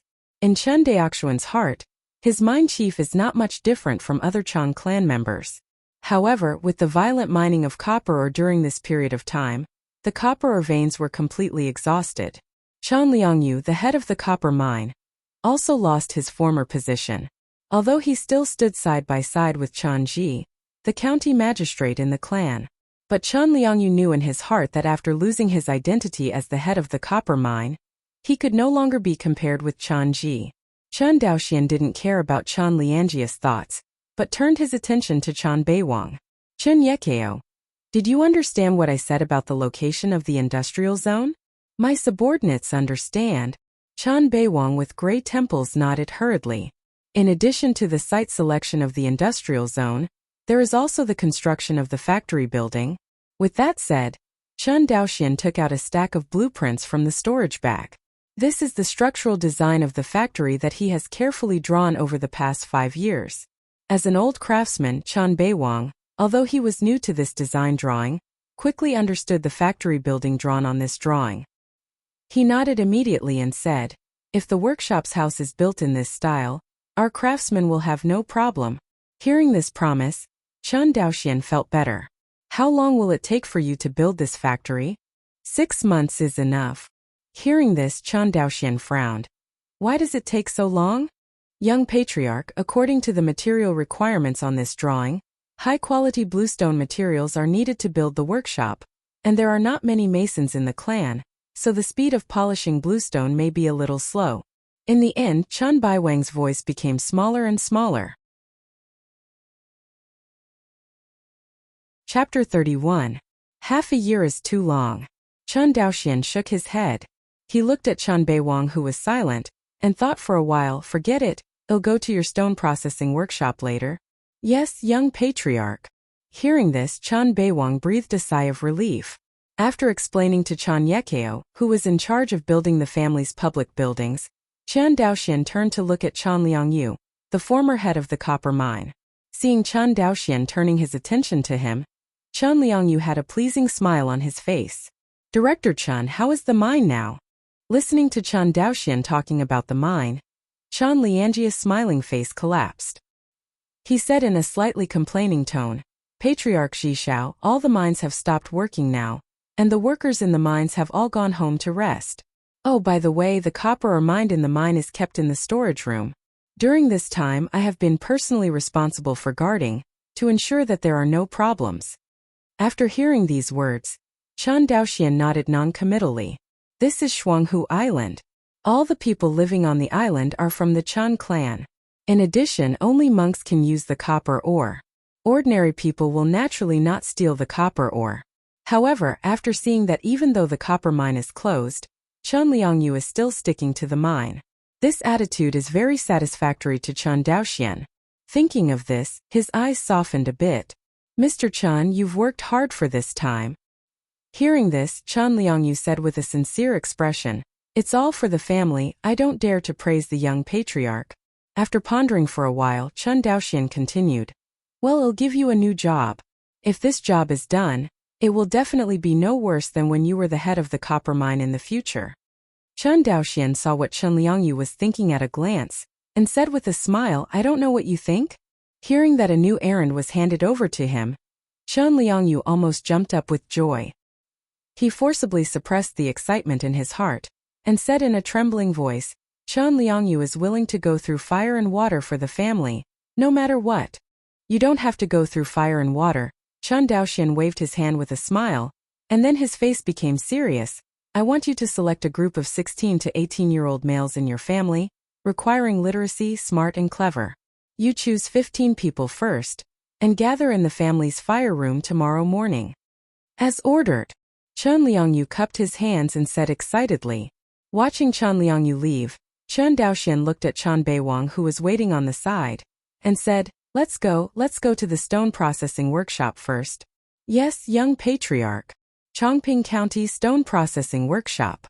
As the only stone processing workshop in Chongping County, there are 3 types of stone bricks produced here. They are redstone bricks, whitestone bricks, and the best quality bluestone bricks. Along the way, Chen Beiwang, an old craftsman, introduced Chen Daoxian as he walked. This is the family's stone workshop. Every household in Chongping County produces stone bricks from here.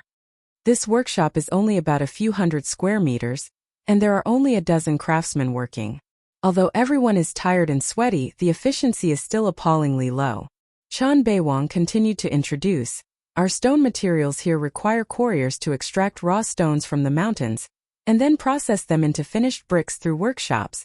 With that said, Chan Beiwang picked up a processed blue brick from the basket next to the craftsman and handed it to Chan Daoxian. Young patriarch, please take a look in front of you. This blue brick is about 7 inches long, 3 inches wide, and 2 inches thick. This is the best stone brick the Chan family can make. Compared with the ancient times of the earth, the Chan clan of Shuanghu Island does not seem to have mastered the method of firing adobe. Of course, this is also related to the fact that the various resources in the immortal world are much richer than the earth. There is no need for ordinary people to burn bricks at all, and all kinds of stone and wood are inexhaustible. It is also beautiful and practical, and burning bricks naturally looks very tasteless.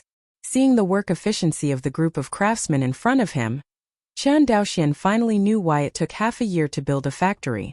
It is not that the craftsmen who build the factory are slow, but the supply of raw materials is insufficient. After thinking about it, Chan Daoxian turned his head and asked, "Can the raw materials from the quarry be supplied?" After hearing this, Chan Beiwang didn't react for a while. After a while he nodded sharply. Yes. The work in the quarry is all brute force work, so it's easy to find someone. Finally heard good news. Chan Daoxian instructed, "Give you half a day, you go to Chanji, and let him organize the tribe to transport all the raw stones from the quarry back." Although he didn't know what medicine Chan Daoxian sold in the gourd, Chan Beiwang did not dare to disobey the young patriarch who had just taken control of the family. Soon, Chanji, who was organizing an investigation of the family's population, received an order from Chan Daoxian. Facing Chan Daoxian's order, Chanji did not dare to neglect. Immediately, they organized manpower to transport raw stones to the quarry. Fortunately, most of the mortals on Shuanghu Island were warriors of the mortal realm. In one afternoon, more than 3,000 square raw stones were transported back to the courtyard of the stone processing workshop by the Chan clan. Afternoon. Outside the courtyard of the stone processing workshop was full of onlookers. They were all temporary workers organized by Chanji to transport the stones. No one knew what the young patriarch was going to do. In the courtyard, Chan Daoxian looked at the mountains of blue stone in front of him, sighed in his heart, and wanted to be a coolie again. He slightly took a sip of Dantian True Qi, and the Science Stone was suspended in midair under the control of True Qi. Immediately after, the red shadow flying sword flew out of the storage bag, and the flying sword shone with aura.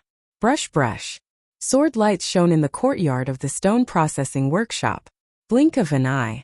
The huge bluestone stone with a square meter was cut into small bricks by Feijian. This. Outside the courtyard, when the Chun clan saw this scene, they all had a ghostly expression on their faces. Although they knew that the monks were powerful, the fairy-like scene in front of them was beyond the limit of their imagination. Just as Chan Daoxian Feijian cut, the blue stone in the courtyard became less and less, and the blue bricks piled up more and more. Only one afternoon's work. The 3,000 square stones were all cut into blue bricks of good quality by Chan Daoxian by himself. Golem. Chan Beiwang stood in the yard and swallowed unconsciously. He now finally knows why the patriarch of the Chan clan can only be a monk, not a mortal. With so many stones, even if all the masons in the Chen family work overtime, it will take at least several months to process all the stones into bricks. But now, it has only been 3 hours since the full calculation, and all the stones have been processed by the young patriarch alone. This kind of power of ghosts and gods can't be compared by mortals. Thinking of this, Chan Beiwang became more and more in awe of Chan Daoxian, the young patriarch. Chapter 32. Call.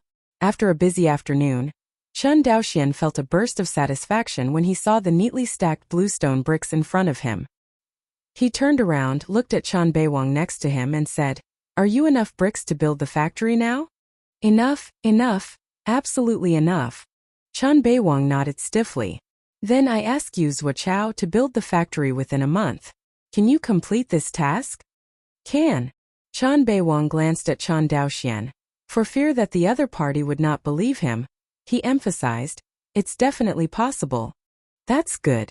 Chan Daoxian nodded with satisfaction, and when he used the wind-controlling technique, he walked away in front of everyone. Before leaving, his voice sounded in Chan Beiwang's ear. "Don't forget to draw a map of Shuanghu Island." "Yes, young patriarch." Chen Beiwang bowed deeply and said, "After a stick of incense." Chen Daoxian, who was riding in the wind, returned to his cave in the Copper Mountains. "This time I went to Guang'an for more than 2 months, and the cave is still spotless." He knew that this was the result of the family sending someone to clean it every day. Enter the training room in the cave. After careful inspection of the spiritual eye, it was found that the spiritual eye was intact, and there was no phenomenon of spiritual exhaustion. Chen Daoxian breathed a sigh of relief. As twilight gradually fell, the night in the mountains was as cold as water, but Chen Daoxian turned a deaf ear. I saw him sitting cross-legged on the futon intently. In front of him is a brocade box and a jade bottle, which are the 2 treasures he got from Guang'an Prefecture to aid his cultivation, the water spirit beads and the qi-gathering pill. According to the records in the ancient books of the clan, qi-gathering pill can help cultivators to double the efficiency of refining spiritual qi, allowing the cultivator of the upper spiritual root to train at a speed comparable to that of the cultivator of the spiritual root in just 1 month. I don't know if it's true or not. Chen Daoxian gently played with the jade bottle in his hand, and then placed it in front of him. He then opened the brocade box again, and a water spirit ball the size of a marble appeared in front of him. Shui Lingzhu can purify spiritual energy, so that monks can improve the speed of refining spiritual energy. What's more rare is that water spirit beads are not like medicine pills. They will not have erysipelas, and they can always help practice. Chen Daoxian glanced at the Shui Lingzhu, and then at the jade bottle containing the qi-gathering pill, and took a deep breath. I don't know how fast my cultivation speed will be if I use these 2 treasures to assist my cultivation at the same time. Ponder. Chen Daoxian opened the jade bottle, poured out a qi-gathering pill, threw it into his mouth and swallowed it. At the same time he opened the brocade box again, and guided the water spirit beads in the brocade box to absorb the aura emerging from the spiritual eyes. Then a purer aura was fed back by the water spirit beads. See, Chen Daoxian didn't dare to waste the pure spiritual energy in front of him, and immediately started the Guyuan Gong, to absorb the pure spiritual energy exhaled by the water spirit beads. With this pure aura entering Chen Daoxian's body, immediately every cell in his body cheered. The aura first enters the human Bodhis meridians from Tianling Bai Hui, and then runs through the meridians of the whole body, slowly refining the aura, converting it into true qi, and storing it in the dantian. Chen Daoxian has been carrying out such refining steps for more than 5 years. Chen Daoxian is confident that even if it is not consciously controlled, he can use his instinct to refine spiritual energy. But today Chen Daoxian felt different. The speed of cultivation is really fast. If Chen Daoxian's usual speed of refining spiritual energy is 1 point, then the speed of refining spiritual energy today is a full 5 points. He didn't exaggerate in the slightest, the speed was just that fast. So much so that he faintly felt that the spiritual energy provided by the spiritual eye was somewhat insufficient. How come so fast? After running for a big week, Chen Daoxian opened his eyes and said with a shocked expression, "No wonder the cultivators are so fascinated by the elixir, and they attach more importance to the elixir than the magic weapon. If it were me, I would choose that too." No wonder he was shocked, the speed of cultivation was too fast. Compared with before, the results of his cultivation in the past 2 hours were on par with the usual 2 or 3 days of hard cultivation, and his cultivation speed was 4 or 5 times faster. Which monk in the world can resist this temptation? Thinking of this, Chen Daoxian did not dare to waste time, and continued to close his eyes to refine his spiritual energy. The next day, after feeling that the meridians began to ache, Chen Daoxian ended his day of practice.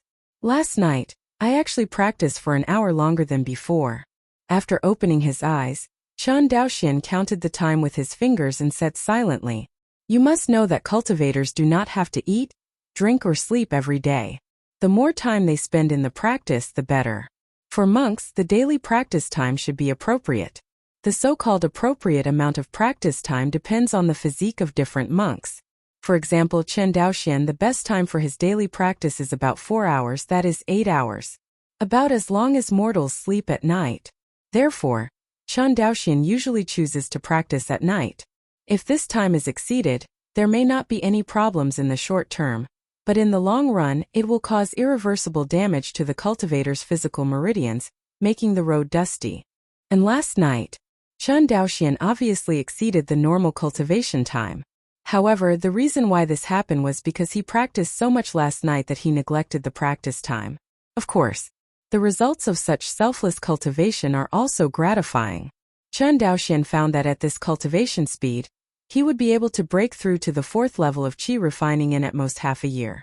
After breaking through to the 4th level of qi refining, Chen Daoxian's strength must have a qualitative leap. At least his envoy Fuxuajin will no longer be like the initial stage of qi refining, where he can only use a few swords, and his true qi will not be enough, and he will be slaughtered by others. He estimated that after breaking through to the 4th level of qi refining, thanks to the growth of infuriating energy and the skyrocketing spiritual awareness, he can at least kill the enemy with more than 10 swords before running out of infuriating energy. People are happy when they are happy. Chen Daoxian's cultivation went smoothly, his path was smooth, and the smiles on his face naturally increased. After half a column of incense, when Chen Daoxian flew to the family's old fire room with Yu Fengshu, he found that there were already a group of 16 or 17-year-old teenagers waiting on the jade square in the fire room. See this group of teenagers who are the same age as me. Chen Daoxian looked at Chen Liangyu with a smile, and said, "I'm sorry for making you wait for a long time." Hearing this apology, Chen Liangyu suddenly looked flattered and said, "Why did the young patriarch say this? It should be that we came earlier than the appointed time." Chen Daoxian had no intention of arguing with him on this topic, so he changed the topic and said, "Are these people the apprentices you hired?" "Young patriarch, yes." Chen Liangyu bowed. "These young men can read and are very clever, so they should be good enough to be used by the young patriarch." Although Chen Liangyu didn't know what Chen Daoxian's intention was to call these youngsters, but he knew that the time for Chen Liangyi's transfer had arrived. Chapter 33. Squeak! Pushing open the heavy bronze door of the fire room, Chen Daoxian turned around and said, "Come in." Hearing this, everyone filed in. As soon as they approached the ground fire room, everyone felt a heat wave blowing towards them. After a while, everyone was sweating profusely. Chen Daoxian glanced at the group of clansmen who were about the same age as him. They were basically the mortal realm cultivation base on the 4th and 5th floors of the day after tomorrow. Facing the scorching heat of the fire room, it was inevitable that it would be unbearable. Is this the family's fire room? Chen Liangyu glanced at the fire room, which was hundreds of square meters in size, and muttered, "The fire room, as the stronghold of the Chen family on Shuanghu Island, has always been closed to ordinary people. Except for Chen Daoxian and Chen Xianhe, the entire family is not qualified to set foot here. Now Chen Daoxian took them to this legendary place. How to keep everyone from getting excited? Chen Liangyu is a little better, after all he used to be the head of the copper mine, and he has seen a little of the world. But the group of 16 or 17-year-olds he brought with him did not have such a good temperament. Despite everyone's repeated restraint, there were still bursts of whispering sounds. Glancing at everyone, Chen Daoxian walked straight to the silver-white melting furnace placed in the center of the fire room. Cough, cough. He coughed lightly, suppressing the voices of the crowd. Seeing that the scene was quiet, Chen Daoxian continued. "This is one of the most central places in the family, the fire room." Careful Chen Liangyu noticed Chen Daoxian's words. Once, he suppressed his temper and continued to listen. "The fire room is where the monks refine their instruments. Today, what I'm going to teach you is how to use this Rongling furnace to assist the monks in refining the instruments." "What is the magic weapon? Is it a baby used by immortals?" "I don't know. Chen Yunsheng, do you know?" The young man named Chen Yunsheng was the eldest among the crowd, already 18 years old. Judging from its appearance, it is somewhat similar to Chen Liangyu, the former head of the copper mine who was standing in front of everyone. Hearing the clan's question, Chen Yunsheng pondered for a moment, and said, "The magic weapon is the weapon used by the immortals. Did you hear what the young patriarch did in the stone processing workshop yesterday? At that time, the young patriarch used the magic weapon." "Ah, so that fairy sword is a magic weapon. Brother Yunsheng, you are amazing, you know a lot." Listening to the voices of discussion from the crowd, Chen Daoxian hadn't spoken yet, but Chen Liangyi's face sank. "What are you arguing about? Why don't you listen carefully?" And you, Chen Yunsheng, talk again and see how we'll clean up your kid when I go back. Chen Liangyu reprimanded in a low voice. Seeing this scene, Chen Daoxian didn't care much. After all, he was a young man. If every young man in his clan was as mature as him, it would be abnormal. Under Chen Liangji's reprimand, the scene returned to quiet again.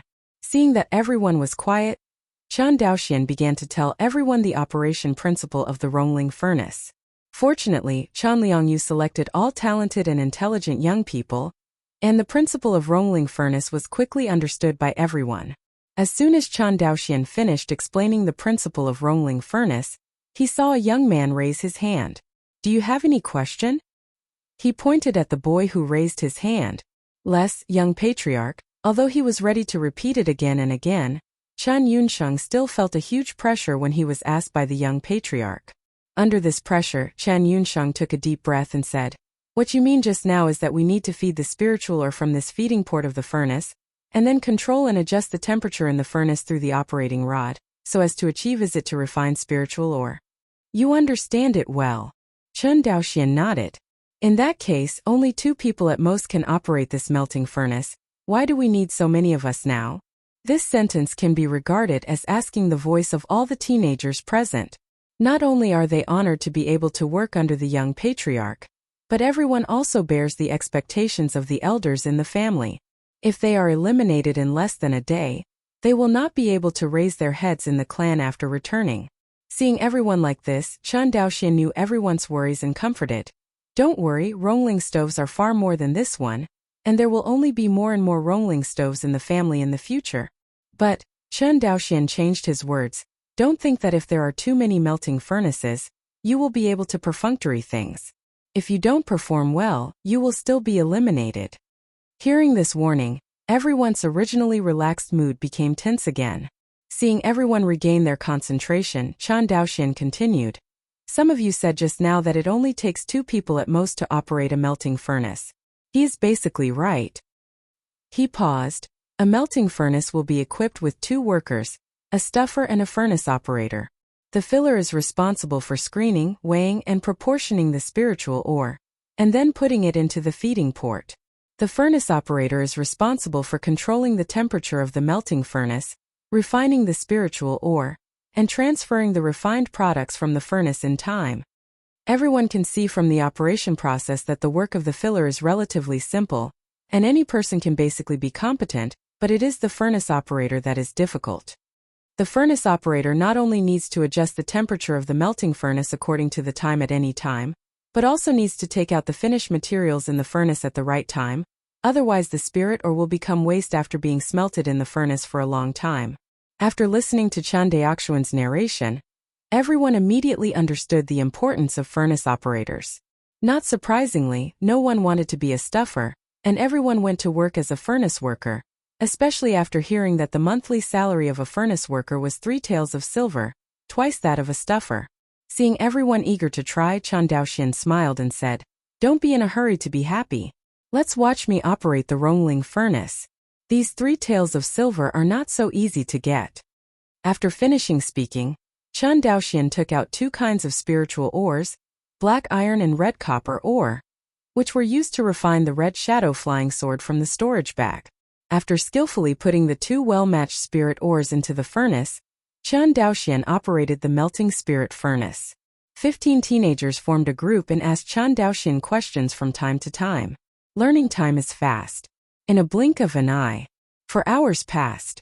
As a monk, Chen Daoxian doesn't feel hungry, but these teenagers are different. They are all mortals and need to eat. Although their hearts were hot, they were so hungry that their chests and backs were long ago. Seeing that learning is over, Chen Liangyu, who was temporarily serving as a logistics staff, brought a lunchbox for everyone and said softly, "Young patriarch, let everyone have a meal and then learn?" Hearing this, Chen Daoxian reacted, "Everyone has been studying for a day." Immediately, he said apologetically, "I was negligent. Everyone eats first, and after eating, I will continue to tell you about the technique of using the joystick to control the temperature." When the boys heard this, their eyes lit up and nodded hastily. Chapter 34. Next. A whole week. Chen Daoxian spent almost all of his time in the fire room, teaching the 15 teenagers the skills of controlling the melting furnace. Hard work pays off. Under Chen Daoxian's careful teaching and many young people's dedicated study, the results of this week are very gratifying, and some young people have been able to independently extract spiritual or materials. In the fire room, the heat wave hits people. A group of sweaty teenagers, topless, surrounded the Rongling stove, watching another teenager control the Rongling stove. Only different from a week ago. The boy who controlled the Rongling furnace this time was not Chen Daoxian, but the boy named Chen Yunsheng. I saw Chen Yunsheng staring intently at the Rongling furnace, turning his head from time to glance at the hourglass used for timing. Different from when the monks use the melting furnace, they can also use the consciousness to observe the state of the materials in the furnace, so as to adjust the temperature and time. When mortals use the Rongling furnace, they can only take timed and quantitative methods to adjust the temperature in the furnace in strict accordance with the production steps, so that the spiritual ore will not be smelted and discarded. Although he had done a lot of preparation in his mind, Chen Yunsheng felt a lot of pressure when he got started. He glanced at Chen Daoxian not far away, and found that the other party pursed his lips and said nothing, without any intention of pointing. Seeing this, Chen Yunsheng gritted his teeth, his heart was stunned, and he operated directly according to the operation manual given by Chen Daoxian, and stopped thinking about it. Minutes passed by. As the Rongling furnace ran smoothly as usual, Chen Yunsheng's heart gradually eased. Seeing that the other party was no longer nervous, the corner of Chen Daoxian's mouth slightly raised an arc. He had originally planned to fail Chen Yunsheng's refinement, but he did not expect that the other party would succeed the first time. Using the melting furnace to extract spiritual ore is not an easy task for mortals without spiritual consciousness. It is absolutely necessary to operate in accordance with the specifications in the operation manual, and there can be no single error. Obviously, Chen Yunsheng did it. Through the spirit melting furnace, Chen Daoxian observed that a group of crimson liquids fused together. After the aura on the red liquid mass was completely fused, the spiritual pressure in the furnace suddenly soared, and the melting furnace was affected by the spiritual pressure, and there was a sudden screeching sound. Wow! Hearing this familiar chirping sound, Chen Yunsheng felt ecstatic in his heart. He knew that he had succeeded. I saw that he immediately controlled the operating lever, and under the action of the floating formation, the red liquid mass was transferred out of the melting furnace. Watching the red liquid mass fly out from the discharge port of the Rongling furnace, Chen Daoxian smiled slightly, and immediately ran his true qi to take over the red liquid mass, followed by shaping and melting it. An hour later, a bright red flying sword appeared in front of everyone. It was the first order low-grade flying sword recorded in the family's weapon refining heritage, the red shadow flying sword. Oh! Great! Success! Haha! Seeing this scene, all the teenagers at the scene danced and burst into violent cheers. And Chen Yunsheng, who successfully operated the Rongling furnace, was surrounded by them like a hero. Even Chen Liangyu, who had been listening to the class with them for a week, had a smile on his serious face at the moment. When his eyes turned to Chen Yunsheng, there was a hint of pride in his eyes. Chen Daoxian seemed to notice Chen Liangyi's eyes, and smiled and nodded at him. Seeing the affirmative eyes of the young patriarch, Chen Liangyu was even more excited. Down these 7 days, Chen Liangyu clearly knew that compared with the family's former copper mine, this magical instrument factory that was about to be built was many times more important. It can even be said that this magic weapon factory will be the lifeblood of the Chen family on Shuanghu Island in the future. During this period of time, he handled logistics, arranged time for everyone to study and eat, and his busy performance was all watched by Chen Daoxian. If nothing else, he is likely to be the factory manager of this magical instrument factory in the future. Chen Liangyu thought about it. The young patriarch seemed to use this word. While he was dreaming, Chen Daoxian's voice rang in everyone's ears. It's done very well. It seems that you have worked very hard during this period of time, and lived up to the expectations of my family and me. Chen Daoxian patted Chen Yunsheng on the shoulder and praised. After getting along for this period of time, everyone's attitude towards Chen Daoxian has changed from the original reverence to the current respect. In the eyes of everyone, Chen Daoxian not only possesses unimaginable power, but is also a man of profound knowledge. It seems that there is no reason in this world that he does not understand. During this period of time, no matter what kind of question everyone raised, it seemed that they could find the correct answer in Chen Daoxian, which made everyone identify with the air of the patriarch from the bottom of their hearts. Praised Chen Yunsheng. He then appointed Chen Yunsheng as the teacher of the 15 teenagers, and continued to teach everyone how to control the Rongling furnace. And he took a break from the heavy teaching task. After explaining everyone, Chen Daoxian turned to look at Chen Liangyu and said, "Mr. Chen, I have something to look for you." When Chen Liangyu heard this, he seemed to hear Xianla, and his bones were brittle. He hurriedly lowered his head and said, "Yes, young patriarch." The two walked out of the fire room one after the other. Chen Daoxian used the wind fighting technique, rolled up the figures of him and Chen Liangyu, and flew down the mountain. This was Chen Liangji's first time flying in the sky, and he was a little panicked for a while. But after all, he is a warrior of the 7th floor of the innate, and he quickly adjusted his mentality and stood beside Chen Daoxian obediently. Seeing his appearance, Chen Daoxian nodded with satisfaction and said, "Mr. Chen, I have seen your performance during this period of time, and now, on behalf of the family, I will appoint you as the first magic weapon factory. Long. Your main task in the future is to adjust the production time of the factory's Rongling furnace according to my working hours, and increase the factory's output of magical instruments." "Yes." Liangyu promises to complete the task. Chen Liangyu said excitedly. During this period of time, he learned from behind Chen Daoxian so that he understood what Chen Daoxian meant by adjusting the production time of the Rongling furnace. The Rongling furnace produces semi-finished red liquid mass, which generally takes 4 hours. In other words, before Chen Daoxian began to enter the factory, he would have to advance 4 hours earlier, and arrange for a Rongling furnace to enter the working state every hour. Only in this way can Chen Daoxian continuously refine the red shadow flying sword. According to the efficiency of refining a flying sword in 1 hour, Chen Daoxian can refine at most 4 to 5 flying swords a day without delaying the management of family affairs and affecting his own cultivation. Of course, this is only theoretical data. The specific situation will not be known until the instrument factory is completed and put into actual production. But no matter what, the production efficiency under this production method is dozens of times faster than that of traditional craftsmanship. In the next days, more and more teenagers have mastered the method of controlling the melting furnace, and they have transformed from ordinary apprentices to qualified furnace operators. Of course, in this process, it is inevitable that the spirit ore will be refined and discarded.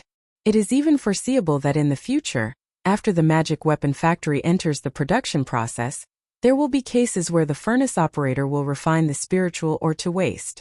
But these losses are completely negligible for the Chen family, who has made the leap from handmade to machine-made. A month later, just when Chen Daoxian refined the 5th Rongling furnace, another good news came to his ears. The factory building of the family magic tool factory, completed. Chapter 35. The industrial zone planned by Chen Daoxian is located in the vast plain area east of Chongqing County. From here, if you continue to the east, you can reach the only port on Shuanghu Island. The reason why Chen Daoxian placed the industrial zone here is not only to make land planning in advance for the expansion of the industrial zone in the future, but also to facilitate the import and export of magical instruments and spiritual or raw materials. The only inconvenience is that this is a suburb outside Chongqing County, surrounded by plain wasteland. Except for a dilapidated official road leading directly to Chongqing County, there are no other buildings. Obviously, the environment here is not very friendly to the workers of the magic tool factory who are about to work here. However, this kind of problem cannot be completely solved even in the modern Earth, let alone the Chen family in Shuanghu Island, where the conditions are even worse. To solve these problems, the premise is to do a good job in the construction of various infrastructures. For example, in addition to factories, the industrial zone also needs to build staff dormitories, medical halls, and various supporting shopping, entertainment, and other consumer places. After all, people are not machines. Even if the Chen clan can endure hardship, Chen Daoxian does not want to squeeze them too much, because he knows that everyone may be able to endure the painful environment when the conditions are difficult, but when the family develops and grows, Chen Daoxian will continue to squeeze, which will inevitably make the people of the Chun clan unhappy. Although ordinary mortals dare not resist head-on in the face of the powerful power of monks, a passive saboteur cannot escape. Therefore, Chun Daoxian must consider the various welfare benefits of the workers in the magic tool factory in advance, so as to avoid them being ineffective in the production process and causing unnecessary losses to the family. As soon as Chun Daoxian learned that the magical instrument factory was completed, he rushed over by Yufengfei. When he arrived at the scene, everyone was already waiting in the factory. Chun Daoxian stood out of thin air. Looking down from a height, the area of the factory below was about 1,000 square meters, which was much more spacious than the family's old fire room. Lowering his body in front of the crowd, Chun Daoxian looked at Chan Beiwang with a tired face and said, "Chan Yekeo, thank you for your hard work." Hearing this compliment, Chan Beiwang immediately showed an expression of inexplicable excitement and cupped his hands. This old man is already 62 this year, and most of his body is buried in the soil. I didn't expect to be able to build this wonder for the family. The old man is happy and it is too late. Where will he feel hard? Hearing these words from the bottom of his heart, Chan Daoxian nodded. However, the capable ones will work hard, and you will not be able to relax as Chow Chow. In addition to the factory building, there are also the staff's dormitory area, various buildings in the factory area, and Chongping district. The roads connecting the county to the industrial area and the port are all waiting for you as Chow to complete. Really? When Chan Beiwang heard this, his old face suddenly collapsed. Immediately afterwards, his hunched body was full of fighting spirit again, and he said, as long as the family doesn't dislike the old man's use of bones, the old man is willing to die of exhaustion in his position. Hearing this, Chan Daoxian couldn't help but respect the old man in front of him. In the Chun family on Shuanghu Island, even ordinary mortals are all thinking about developing and growing the family. Such a family, why not be strong? After encouraging everyone, Chun Daoxian stepped into the factory building under the stars of a group of people. The internal structure of the factory building and the design drawings are generally the same. There are a total of 10 separate compartments, each of which is about 100 square meters. All the compartments are connected to each other, which is convenient for Chan Daoxian to go from the previous workshop to the next one. After some inspection, Chan Daoxian found that the Rongling furnace was about to be installed now.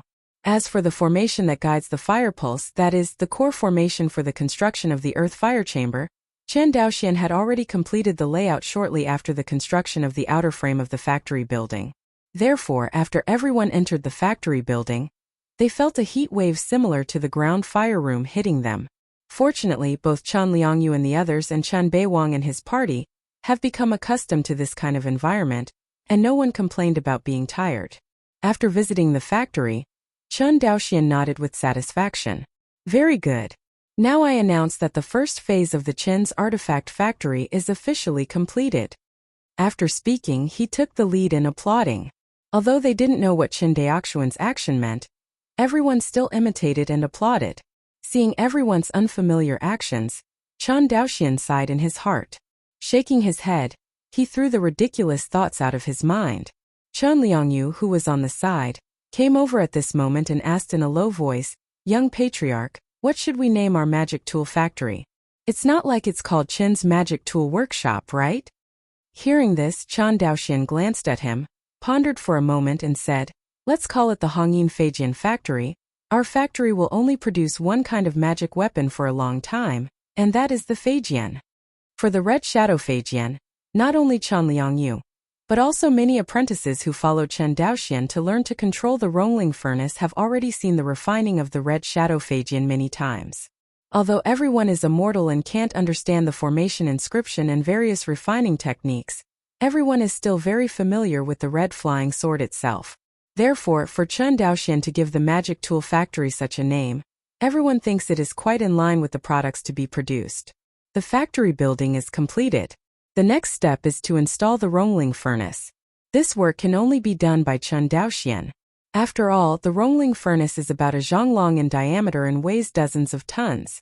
It is difficult for even a congenital warrior to move it. Not to mention moving it from the fire room in the Copper Mountains.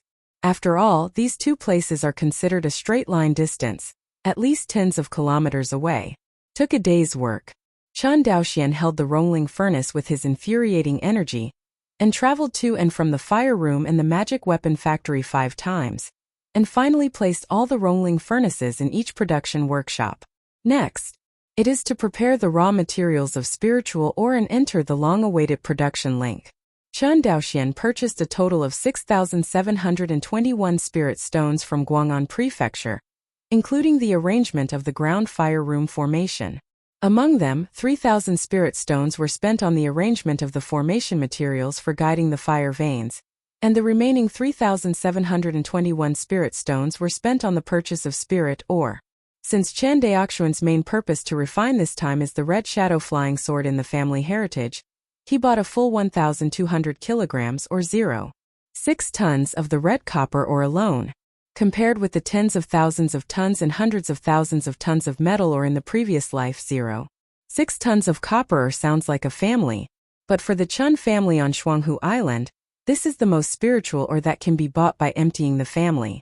In addition to the red copper ore, the remaining 121 spirit stones were used to buy cheap black iron ore. As an auxiliary material for refining the red shadow flying sword, Chen Daoxian also bought a full 121 kilograms. According to Chen Daoxian's experience in refining the red shadow flying sword, to refine a mouthful of the red shadow feijian, it takes 10 kilograms of red copper ore and 1 kilogram of black iron ore, and the raw material cost is about 31 spirit stones. And the price of a first-order low-grade flying sword in Guang'an Prefecture hovered around 50 spirit stones. At first glance, the profits don't seem too high. But don't forget, the magic tools sold in the Guang'an House Sangxiafang City are all second-hand goods that have been eliminated by the children of the big clan. They are all defective products with damaged aura and a short service life. If there is a brand new flying sword with good quality, the price is definitely more than 50 spirit stones. Chen Daoxian estimated that the price would have to increase by about 50%. And it may well be worthless. In this way, the profit has more than doubled. The next day, when Chen Daoxian arrived at the Hongyin Feijian factory again, in less than half a column of incense, a cloud of red liquid had flowed out of the discharge port of the first Rongling furnace. Consciousness sweeps away. The other 4 workshops are refining or are about to prepare spiritual ore. Seeing the scene in front of him, Chen Daoxian couldn't help but think of the assembly line in his previous life. Although the assembly line of the Hongyin artifact factory was a bit slow, it was more than dozens of times faster than ordinary artifact refiners. Holding back his excitement, Chen Daoxian walked into the first refining workshop. Chapter 36. Shape, melt and repeat. Soon. 5 hours passed. Call. Exhaling a mouthful of turbid air, Chen Daoxian only felt relieved. He has been refining tools for so long, and he has never been as happy as today.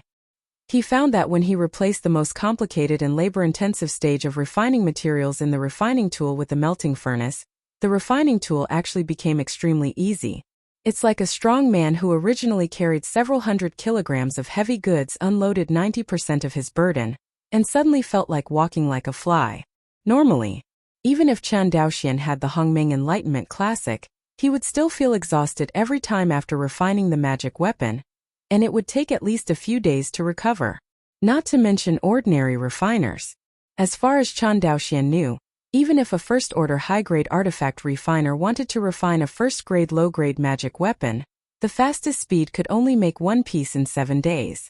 It's not that ordinary craftsmen really need 7 days to make a magic weapon, but after 3 days and 3 nights of continuous crafting, craftsmen need to meditate to restore their true qi and consciousness. It is good to say that infuriating medicines are more common after all, but spiritual consciousness is different. Every medicine that restores spiritual consciousness is expensive, and if you are unlucky, you will not be able to buy them. So in general, it's not bad that an ordinary artifact refiner can refine a first-order low-grade magic weapon in 7 days.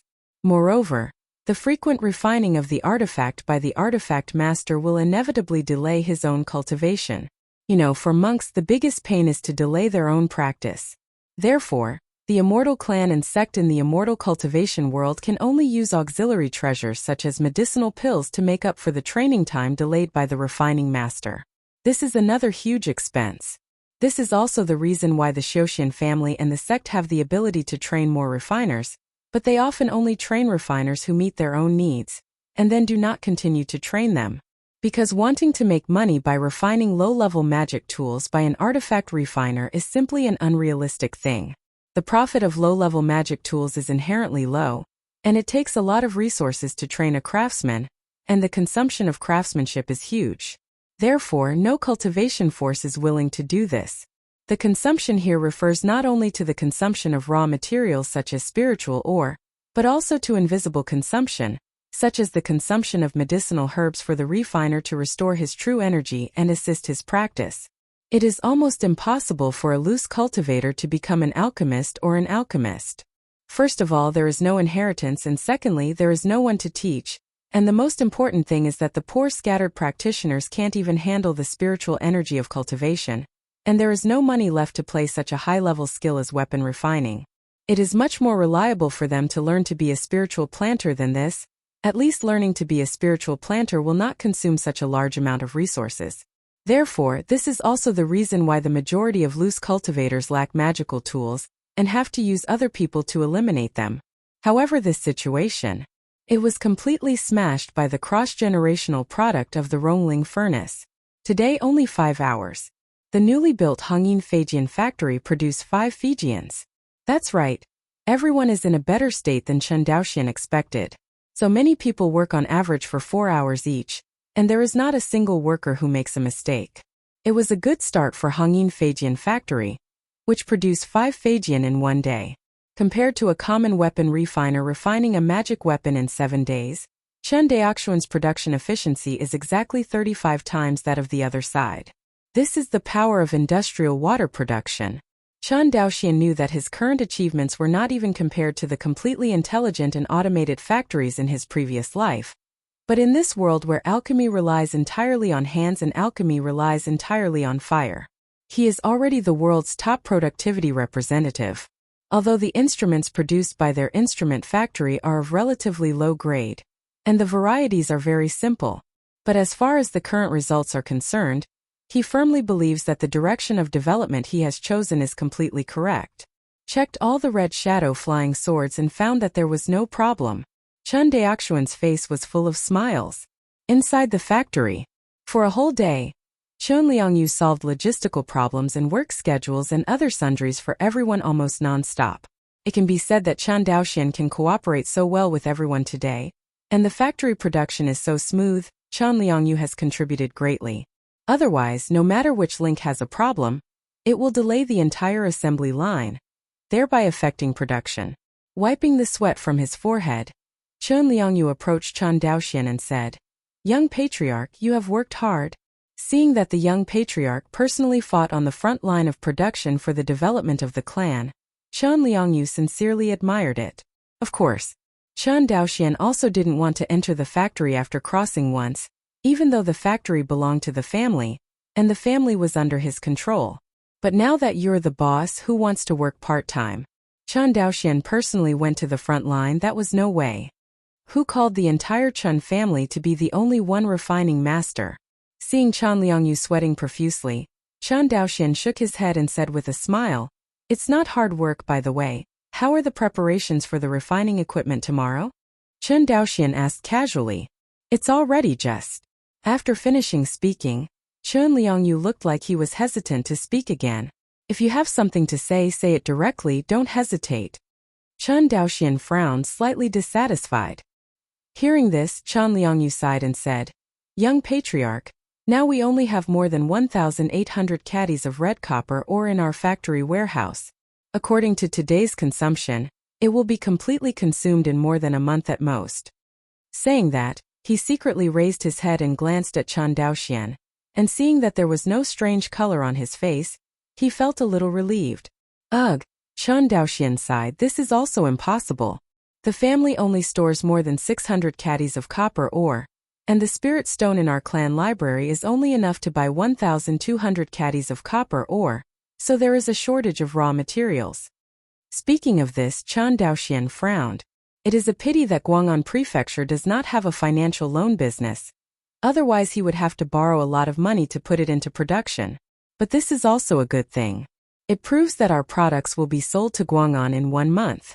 When the funds are returned, we will definitely be able to further expand production.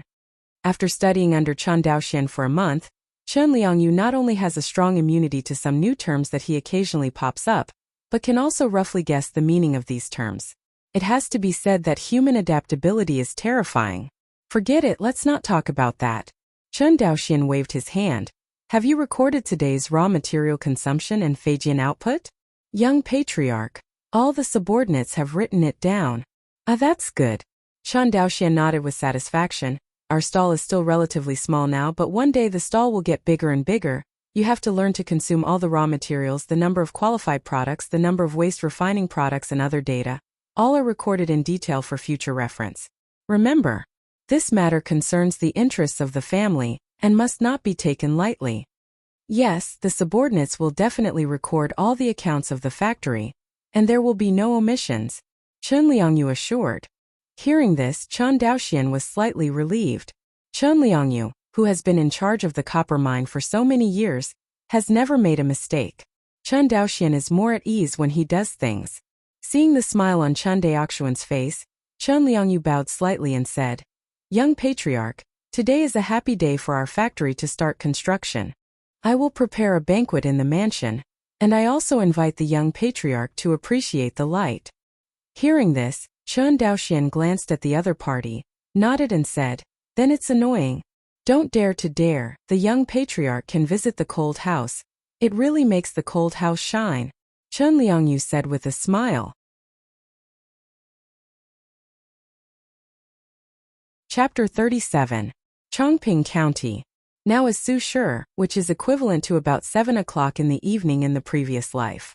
Unlike the Xianqing of Guang'an Prefecture, which is brightly lit all night, although Chongping County has not implemented a curfew at night, only a few large households have their lights on.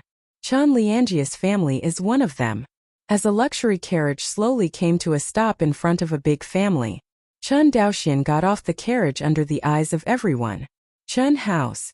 Chen Daoxian raised his head, looked at the 2 big characters with dragons flying and phoenix dancing on the rather weathered plaque, nodded and praised, good calligraphy. Hearing Chen Daoxian's praise, Chen Liangji's face suddenly showed a proud look. This is the plaque that my ancestor of the Chen family mentioned in his own hand and presented to my ancestor. Oh! Hearing that it was the handwriting of Chen Dengyuan, the ancestor of the Chen family, Chen Daoxian couldn't help but take a second glance. Squeak! Just as he was admiring the plaque, the door to the Chen residence was suddenly opened. A group of people filed out from the mansion and poured out together.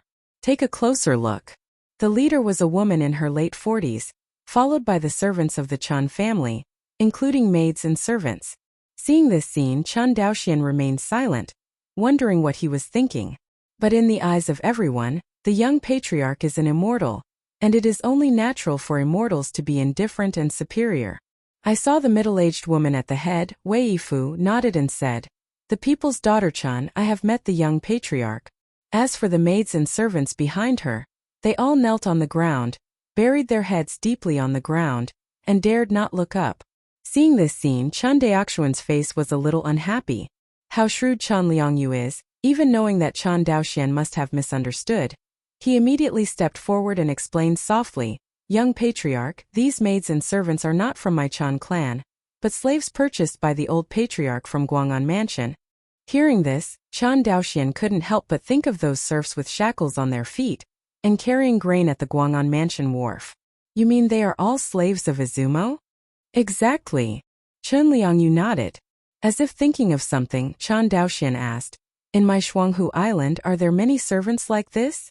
A lot. Chen Liangyu thought for a while. Our Chen family has purchased 46 maids and 37 servants, and the total number is nearly 100. As far as I know, my Chen family has 3 or 4 such portals. Hearing this, Chen Daoxian nodded clearly. No wonder I have so many fertile fields in Chen's family, and there are only 177 farmers in the farm, right? Seeing Chen Daoxian pointing at the servant kneeling on the ground, Chen Liangyu smiled shyly. In his mind it wasn't a big deal. Indeed, for the current Chen family, a little land acquisition is not a big deal. Even many Chen clan people are reluctant to cultivate the fields, because the family will give the Chen clan people a minimum living guarantee. That is to say, as long as you are from the Chen clan, even if you don't work, the clan will not let you starve to death on the street. This undoubtedly breeds the laziness of a small part of the Chen family. These drawbacks are all what Chen Daoxian is eager to reform. It's just that the investigation on the family's population, fields, and land has not been completely completed, and Chen Daoxian has been busy with the magic weapon factory for the past month. There is simply no way to manage these chores. But just because he's busy doesn't mean he doesn't care. As a traveler, Chen Daoxian knew in his heart how important a relatively fair distribution system was for a force. Land annexation, whether in ancient times on Earth or in this world of immortal cultivation, is a big cancer. The only difference from the Earth is that there are monks in the world of immortal cultivation, and monks rely on the vast group of mortals. Therefore, once the conflicts of mortals cannot be reconciled, the monks will act as this regulator, forcibly smashing the inherent interest groups of mortals, so that the mortals at the bottom can breathe.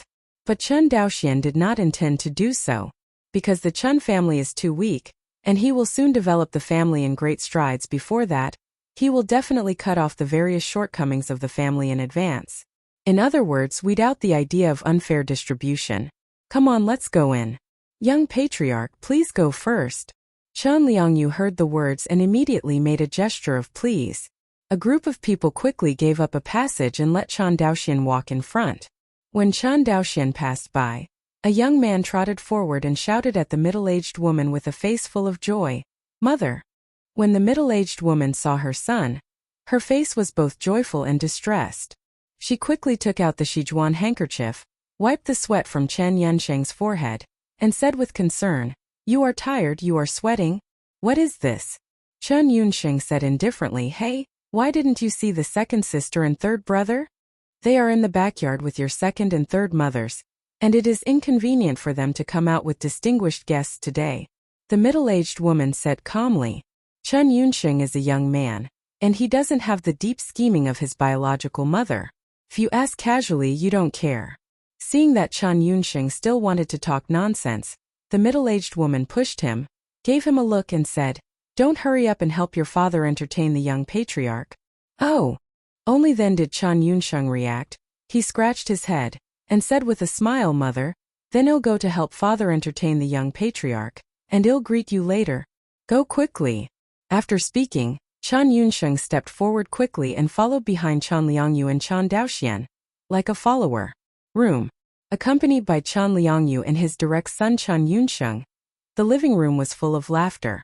Unconsciously, Chen Daoxian couldn't help but see that Chen Liangyu and his son became more pleasing to the eye. After everyone drank for about half an hour, Chen Daoxian glanced at the sky and said, "It's better. Let's go here today, and we will continue to be busy with factory production tomorrow. Hangovers are not a good habit." Hearing this, Chen Liangyu was full of regret, but he still smiled and said, "What the young patriarch said. Bang! You bitch! You gave birth to a bitch, and you dare to bully my daughter. I'll kill you, bitch." "I didn't bully her. It was she who grabbed my little wooden man first and scolded me. Bitch! How dare you talk back? You bastard, don't you care about your bastard?" Except for Chen Yunsheng's biological mother, everyone present here is either a warrior or a monk. Although the quarrel from the backyard was inaudible in the ears of Chen Yunsheng's biological mother, in the ears of Chen Liangyu, Chen Daoxian and others, it was no different from the quarrel in the ears. Chen Daoxian took a sip of his wine silently and did not speak. Seeing this, Chen Liangyi's face was extremely embarrassed, and his heart was even more angry. This wicked woman is so ignorant. Let's see how to clean up you later. Chen Liangyu cursed fiercely in his heart. I thought it was just a temporary backyard quarrel, but I didn't expect the insults to get louder and louder, so that Chen Yunsheng's biological mother, who had been unaware, also heard it. "Young patriarch, the family is unfortunate, it makes you laugh." Chen Liangyi's face was full of embarrassment. Chen Daoxian smiled slightly but did not reply. After a long while, he moved in his heart and said, let's go over and have a look together." Saying that, he stood up from the table. Just out of curiosity, he swept the backyard with his divine sense, but found something quite interesting. Chapter 38. Chen's Backyard. When Chen Daoxian and his party arrived, there was already a mess in the backyard of Chen's house. In front of you, an 8 or 9-year-old boy was embraced by a young woman in her 20s. The young woman's face was pale, and her pretty face with a little makeup was full of horror. But his hands tightly wrapped around the little boy's body, lest the wicked woman with claws and claws would hurt the child. And the little boy in the young woman's arms looked at the wicked woman with fire-breathing eyes, trying to struggle, but was firmly held down by his mother. The scolding person, that is, the wicked woman, is not bad-looking, but it reveals a bitter and mean look. I saw her with one hand on her waist and one finger at the slumped young woman. All kinds of unpleasant words kept popping out of her mouth. What slave of Izumo, what a born slut. The child born is also a slut. Anyway, all kinds of ugly and heart-wrenching words were constantly scolded by her. He scolded to the point of excitement that even people in the backyard didn't know. Why don't you talk? Are you dumb? Like a victorious general, the wicked woman looked around her servants, who knew that the next person seemed to have seen some terrifying and inexplicable scene, and they all fell to their knees and called in unison, "Master, Madam." Hearing this sentence, the wicked woman felt a chill down her spine and turned around in embarrassment, only to find that it was the eldest lady who was usually the most fearful and jealous and the angry master. "Old Lord." The wicked woman seemed to change her face in a show, and when she was about to change her snarky appearance to a lovable one, she said coquettishly, "Master, you have to decide for me. These two are bullying my family while I'm not paying attention." "Tanjir. You bullshit, I didn't. She was the one who robbed me of the little wooden mange." The little boy in the young woman's arms was not convinced, and was about to plead, but his mother tightly covered his mouth. The little boy's eyes were burning with fire, but unfortunately his strength was too small to struggle against her mother at all. I had to stare at the wicked woman with cannibalistic eyes and complain to the wicked person first. Snapped. Who knew that Chen Liangyu, who was in a hurry, could not allow her to argue at all, and immediately slapped his second wife. Under this slap, the entire backyard of Chun Mansion was in chaos. The cry of the little girl and the howl of the wicked woman are endless. "Enough!" Chen Liangyu shouted and glared at the quarreling people. Intimidated by his power, everyone, including the little girl, dared not cry anymore. The wicked woman was even more unbearable, and she was so frightened that her face turned pale. Seeing that Chen Liangyu was in control of the scene, he bowed to Chen Daoxian and said, "Young patriarch, this subordinate is really..." "Young patriarch." Hearing Chen Liangyi's name, everyone's expressions changed, and Chen Daoxian raised his hand to stop Chen Liangyi's apology. I saw him take a few steps forward, crouch down in front of the young woman and say, "Can I see this child?" Hearing this, the young woman instinctively hugged the child for a few minutes, but then thinking of the identity of this person, she couldn't help letting go of the child. The little boy broke away from his mother's delicate little hand, took a deep breath and said, "Mother, you are suffocating to death. Your name is Chen Yinchu, isn't it?" Hearing this, the little boy turned to look at Chen Daoxian and said vigilantly, "Who are you and what is my name? It's none of your business. Are you here to bully us too?" As he said that, he opened his small hand and stopped his mother behind him. "I'm here to help you."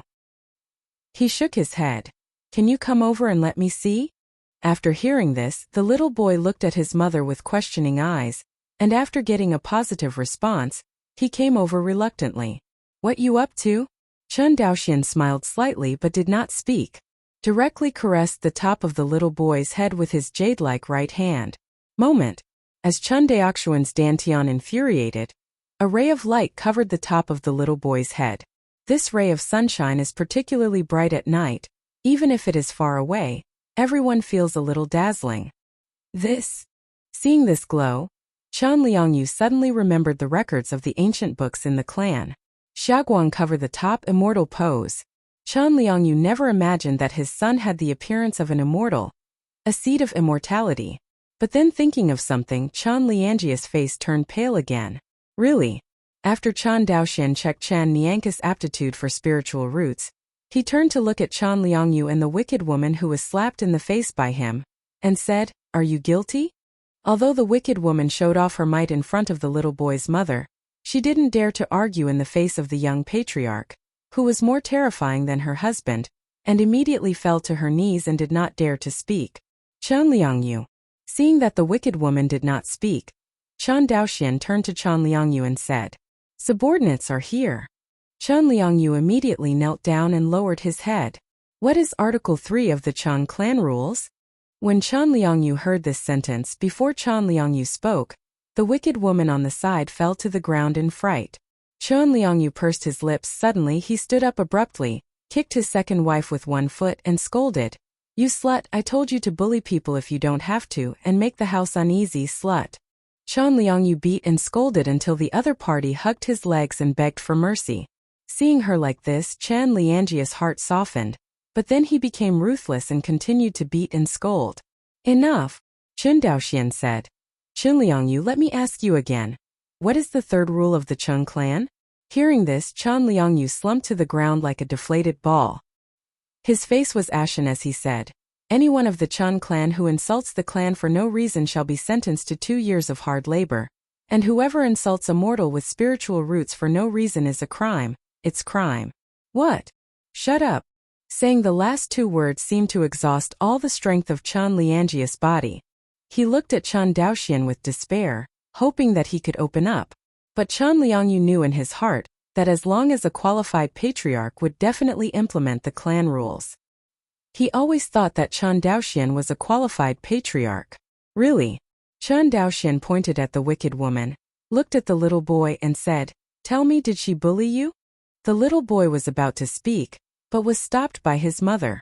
I saw the young woman desperately shook her head at the little boy, and softly pleaded, "Chew or don't." The little boy clenched his teeth, looked at his mother for a while, and the wicked woman with a desperate face for a while, and took a deep breath and said, "She didn't bully me, I was just playing with my sister." Hearing this, the wicked woman only felt that her soul had finally returned to her body, and she fell to the ground. Hurt. Everyone present breathed a sigh of relief. Just when everyone thought the matter was over, Chen Daoxian walked up to the wicked woman and said, "Tell me, why did you choose to insult their mother and son tonight? Don't you know that I'm coming to Chen's house as a guest tonight?" Hearing this, Chen Liangyu reacted. Yes. He clearly told her wife that he was going to invite the young patriarch to be a guest at his house today, so that she could prepare for life. How could this kind of thing happen? Unless... He glanced at his wife, whom he had known for many years, and an unbelievable thought popped up. Could it be that all of this was calculated by his own wife behind the scenes? But why? Suddenly, a terrifying thought loomed in his heart, but he couldn't believe it was true. "It's you." The second lady is not stupid. She instantly realized who was behind the scenes. I saw her pointing at the eldest lady and said, "It's you, right? It must be you. You are afraid that Nianchu will steal the identity of Yunsheng's direct son. So you want to get rid of him. No, it's to get rid of the 2 of us, you so cruel." Hearing this accusation, Chen certainly couldn't accept it. I saw her face pale and said, "Don't spit, you bully other people's mother and son, what's with me? Did I let you bully their mother and son?" Seeing this big play, Chen Daoxian's face suddenly became frosty. He originally thought that the Chen family had a patriarch like Chen Xianhe, who worked hard for the family and did not hesitate to give up the road, and there were also pure clan members like Chen Beiwang who were willing to do their best and die. The Chen family is definitely a family without the slightest dirt. But now it seems that there is darkness that cannot be illuminated everywhere. The key is, even Chen Daoxian couldn't say a word about what Chen's did. She took full advantage of second lady Chen Liangji's own jealousy and her mean character. In the words of the previous life, this is a high IQ borrowed knife to kill. He glanced at Chen Liangyu, then at Chen Yunsheng and Chen's wives, and said in an ethereal voice, "Do you still remember my Chen clan's training? Remember?" Seeing that everyone didn't speak, Chen Daoxian got really angry and yelled loudly, "Me?" Chen Liangyu knelt on the ground and lowered his head. Seeing this, Chen Yunsheng also knelt down with his father.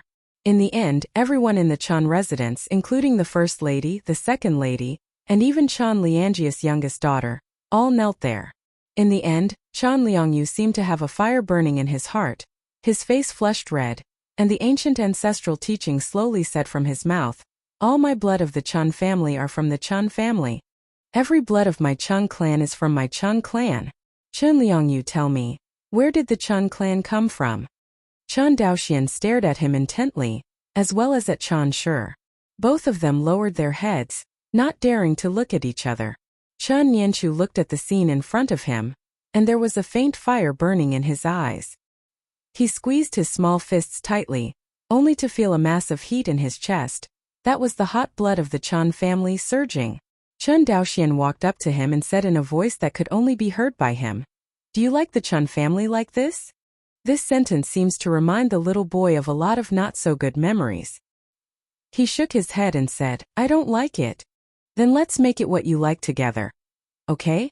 Chun Daoxian lowered his head and just hit Chun Nianka's small eyes. Chun Nianchu seemed to see something different in the eyes of the big brother in front of him. It was something he had been looking forward to for a long time, but had always been unattainable. He nodded uneasily. "Okay." He thought for a while. "But I also have a request." "What?" "Why don't you be my father?" Chun Daoxian.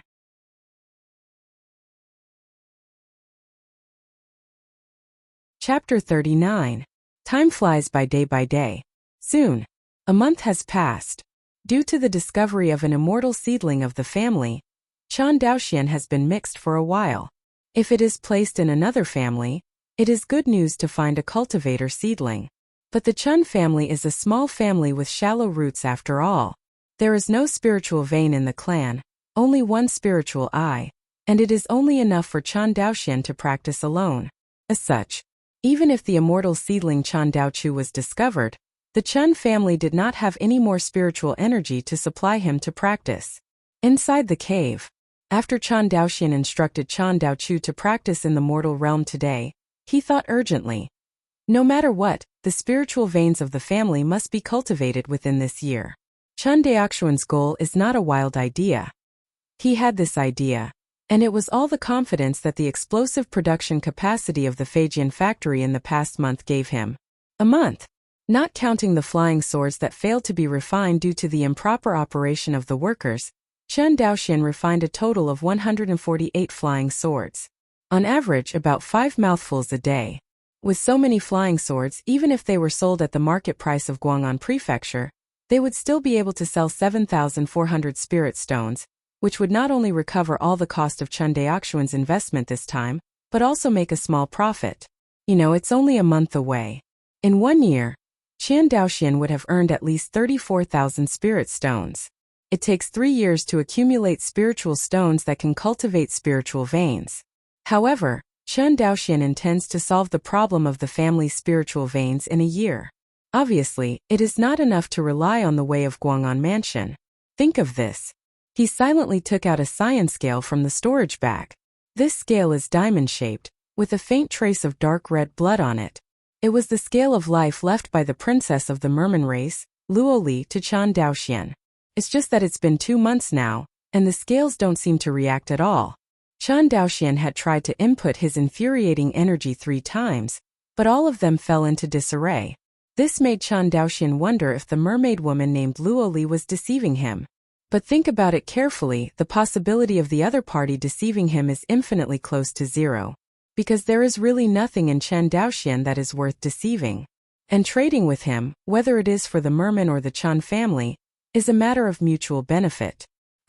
Sighed. Chun Daoxian no longer thought about it, and immediately put the blue scales into the storage bag. Today's practice begins. Of course, during this period of time, in addition to the explosion in the number of instruments produced by the family's Feijian factory, Chun Daoxuan's improvement in cultivation has far exceeded his expectations. Originally, he thought that it would take him 4 to 5 months or even half a year to break through to the 4th level of qi refining. As a result, after only 2 months of cultivation, he felt that he was on the verge of a breakthrough. Such a terrifying cultivation speed finally let him know why Zhou Mubai was able to successfully establish a foundation at the age of 21. Normally, a monk with the 9th level of qi refining wants to build a foundation, and he must polish his true qi for a long period of time so that the true qi is so pure that it is impossible to advance, and then he can try to break through the foundation building stage. Of course, This is just one of the most basic conditions for breaking through the foundation establishment period. As for the requirements of foundation building for resources such as spiritual veins and foundation building pills, it has not been included. It is precisely because of the various requirements of cultivators to build foundations. There are only a handful of cultivators who can build foundations in the group of loose cultivators. Basically, they rely on the accumulation of military exploits on the battlefield of Izumo to obtain breakthroughs in resources. Those ordinary loose cultivators who are unwilling to go to the battlefield are not even able to cultivate enough spiritual energy, let alone break through to the foundation establishment stage. In the Dongfu practice room, Chen Daoxuan's eyes were tightly closed, and the pure aura continued to spray out from the water spirit beads. Coupled with the assistance of qi-gathering pill, at this moment, Chen Daoxuan's speed of refining spiritual energy is beyond the reach of Tianlingen cultivator. As the pure aura enters the meridians, it is continuously refined and transformed into true qi, which is stored in the Dantian qi si bit by bit. Dantian gas is domestic. True qi is growing at a speed that is almost visible to the naked eye. Sudden, Chen Daoxian was blessed to the heart. He had the feeling that he broke through the fourth level of qi refining at this moment. His hunch was right. With the continuous accumulation of true qi in the Dantian qi si, the total amount of true qi in the Dantian seems to have reached a threshold. Boom! A roar exploded in Chen Daoxuan's sea of consciousness. He only felt that his consciousness had suddenly increased a bit, and more than that, the sea of qi in his Dantian had also transformed.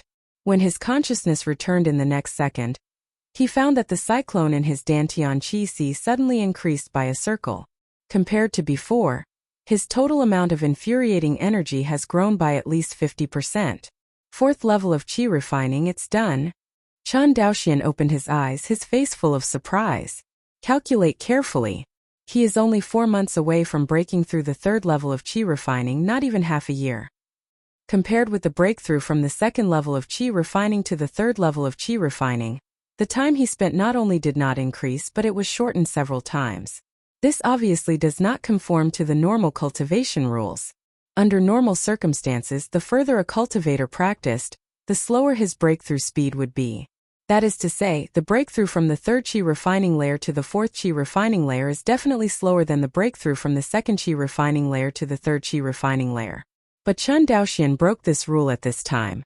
Chen Daoxian knew in his heart that it wasn't his outburst of talent that caused him to break the law of cultivation, but the help of the Shui Lingzhu and qi-gathering pill. In the final analysis, it is the credit of the cultivation resources. Thinking of this, he couldn't help but think of those immortal cultivators, and even the core disciples of Qianyuan Jianzong. What kind of cultivation conditions should be? Those who can become the core disciples of Qianyuan Jianzong are all geniuses among geniuses. As far as Chen Daoxian knew, the disciples of Qianyuan sword sect are divided into 3 categories: outer disciples, inner disciples, and direct disciples. I heard that even the lowest level outer disciples have requirements for qualifications, and they have reached the perverted spiritual roots, not to mention all kinds of tests and tempering of xinqing and perseverance.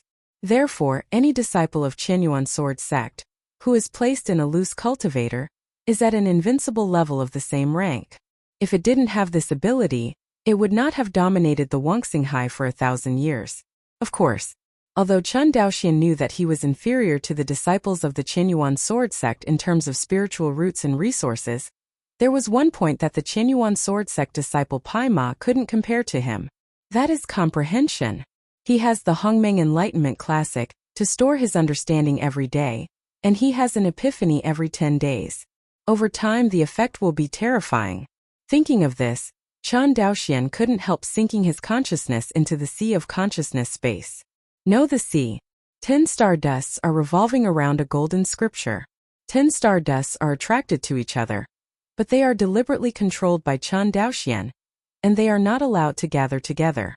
Perhaps he had just broken through to the 4th level of qi refining, and Chen Daoxian had a vague feeling that perhaps the breakthrough opportunity for wind-chasing sword art was also tonight. Think of this. He no longer suppressed the aggregation of 10 stardust, and allowed them to come together to form a larger stardust, which finally exploded and filled the entire sea of consciousness. Immediately afterwards, Chen Daoxuan's consciousness continued to rise, and various insights about wind-chasing sword art continued to flood into his mind. Chan Daoxian was quickly immersed in it, forgetting the passage of time.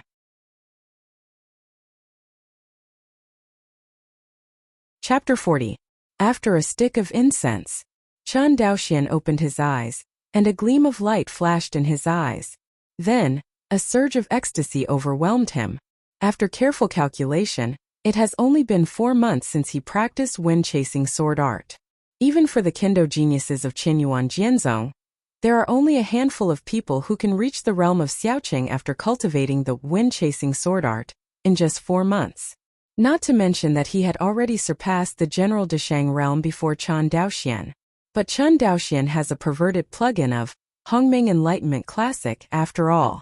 He can accumulate comprehension, and he can have an epiphany every 10 days. Although the time for each epiphany is not long, it is only the time of a stick of incense. But after 4 months he had a dozen epiphanies. What is this concept? You must know that it took him only 2 epiphanies to cultivate the wind-chasing sword art to the realm of great achievement. After 10 times of epiphany, he finally cultivated the wind-chasing sword art to the perfect state today.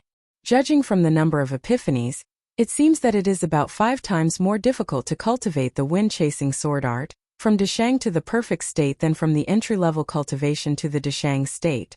In fact, it is 10 times more difficult or even 100 times more difficult. Because even if ordinary Qi cultivators spend a lifetime, it is impossible to cultivate it from the great achievement to the consummation realm.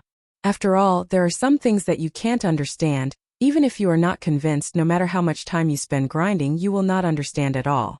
Otherwise, there would not be so many world-class mathematical problems that could not be solved in the previous life. The next day, Chan Daoxian had just broken through the 4th level of Qi refining, which was still vain, but after a night of practice it became solid again. Out of the cave, Chan Daoxian saw a small figure standing on the viewing cliff, practicing his sword against the rising sun. Maybe it was not long after practicing martial arts. This little figure danced the sword, still a little jerky, holding the 10-kilogram fine iron long sword in his hand. It seemed even more trembling. Chan Daoxian watched quietly without making a sound. Chan Daoxian knew Chan Daoqi's stubborn character after getting along for a month. Of course, there are pros and cons to this character, and the good part is that people with this character tend to have amazing perseverance and courage. The disadvantage is that it is also likely to fall into a demonic obstacle in the future practice, and cannot extricate oneself. Soon, the time for half a stick of incense passed. Chan Daoqi was so tired and sweaty that he was all over his body, as if he had been fished out of water. Who? I saw him sitting on the edge of the cliff, panting heavily. Chan Daoxian came over at this time and pointed. Cross-legged luck, stay in Dantian. Young patriarch. Chan Daoqiu turned his head and saw Chan Daoxian, struggling to get up and salute, but was stopped by Chan Daoxian. Happy luck? Yes, young patriarch.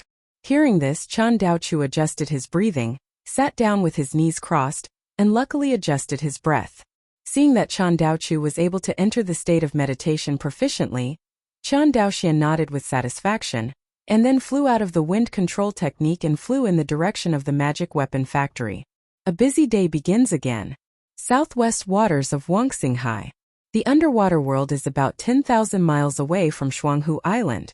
The underwater world of Wanxinghai is different from what Chen Daoxian imagined, and it is also completely different from the underwater world on Earth. Normally, because there is no light on the deep seabed, it will present a dark scene, and the picture can be said to be comparable to the dark space. The seabed of Wuxia is different. The underwater world of Wuxia is a world of bright stars. Here, if you look up and look up, you will find hundreds of millions of stars suspended in the undersea shady layer tens of thousands of meters high. These hundreds of millions of stars illuminate the entire underwater world of Wuxia, allowing countless species to survive and multiply in the underwater world of Wuxia. This is also the origin of the name Wanxinghai. Father. The seabed in the southwest waters of Wuxia. A mermaid woman with a wound in her left arm and a gap in her right shoulder swam to a mermaid man with a huge gap in her chest, and said sadly, "If we keep fighting like this, even if we put the water, if the demon ape's territory is taken down, the clansmen will suffer heavy casualties. The merman woman who spoke was none other than the merman princess, Luoli, whom Chan Daoxian met on the way back. Just looking at her miserable appearance, these days are obviously not very good. Cough cough. Hearing this, the merman clan chief coughed violently. Zhou Mubai caused me more serious injuries than I thought.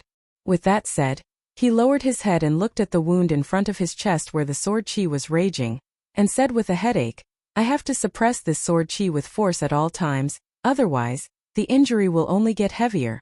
Speaking of this, the head of the merman clan looked gloomy. But, if I don't join the war, you can't deal with the leader of the water demon ape. Hearing this, Luoli was silent. She knew that what her father said was the truth. Without her father, a high-level mercenary in the late Third Order stage, they would not be able to help the water demon ape clan just by virtue of their highest cultivation level, which is only equivalent to the mere people of the foundation building stage of the human race. Because the leader of the water demon ape clan entrenched on the demon ape mountain is a mid-tier 3 existence. The other party has never done anything to the low-level mere people of the mere people, and is completely afraid of her father, the leader of the mere people of the late Third Order. However, the other party did not know that his father suffered such a serious injury. Otherwise, now it would not be the merman clan pressing the water demon ape clan to fight, but the opposite situation. Hateful. Seeing his severely injured father, Luoli felt for the first time that he was so incompetent that he couldn't hold up a sky for the merman. Father, why don't we stop attacking the demon monkey mountain and change the territory again? Seemingly seeing the annoyance in Luoli's eyes, the merman clan chief finally made a decision in his heart. He stroked Luoli's hair and smiled slightly. Silly boy, we have been searching for so long in the bottom of the sea. Where are we? Is there a more suitable territory for my mere people to thrive than the mountain of demons? Hearing this, Luoli was silent. She knew that what her father said was right. The competition among the various races in the underwater world was more cruel and naked than the competition in the human world. 3 days later, I will face off against the leader of the water demon ape and kill this beast. The patriarch of the merman clan said loudly. But father, your injury. It's okay, a mid-tier 3rd-level water demon ape leader is not in my eyes. The patriarch of the merman clan was arrogant, but when he looked at Luoli, there was a faint hint of reluctance. In the end, this reluctance was thrown away by him and turned into a firm color. 3 days later, we will launch a general attack on the water demon ape clan in Demon Ape Mountain. Hearing this, Luoli nodded excitedly, but immediately seemed to think of something. By the way, father, didn't we agree to cooperate with the Chun family on the Shuanghu Island? Why not buy a batch of weapons from them to enhance the strength of the clan? With the clansmen with weapons, their strength will definitely increase a lot. As if thinking of Chun Daoxuan's flying snow sword, Luoli said excitedly. Originally, it was because of the water demon ape leader that the mere people were all tentative attacks, but now that they have launched a general attack, they must put all their chips on the table. A weapon that can enhance the strength of the tribe is obviously a very important bargaining chip. Hearing this, the merman clan chief thought for a while, then nodded and said, okay, I'll leave this matter to you. Obviously, he also felt that the magical weapons increase in the strength of the tribe was extraordinary, and it would definitely be of great help to the next battle. Chapter 41. 5 days later. Hongyin Feijian Factory. Chen Liangyu approached Chan Daoxian with a worried expression. Young patriarch, the spiritual ore in the warehouse is only enough for the factory to produce for 1 day. Running out so soon? Call. Chen Daoxian raised his head, exhaled a breath of turbid breath, and said, I already know about this matter, and I will go to Guang'an House in person the day after tomorrow to sell this batch of flying swords. As he said that, he patted Chan Liangyu on the shoulder. After I leave, the Hongyin Feijian factory will be handed over to you. Hearing this, Chan Liangyu said solemnly, this subordinate will definitely live up to the heavy trust. Hearing this, Chan Daoxian nodded with satisfaction, and was about to encourage him a few more words when he suddenly noticed a change, and immediately waved his hand and said, go and do it first. Subordinates retire. I watched Chen Liangyu leave. Chen Daoxian took out a cyan scale from the storage bag. I saw that at this moment, The red light flickered on the cyan scales, exuding the slightest warmth. Chen Daoxian immediately injected a stream of true qi into the blue scales according to the method originally explained by Luo Li, and immediately sank his consciousness into it. Next second, a message poured into Chen Daoxian's mind. 400 miles away. Sequoia Island. Chen Daoxian raised his head and looked to the east of Shuanghu Island. According to the message from Luo Li, she seems to want to trade with Chen Daoxian on Sequoia Island.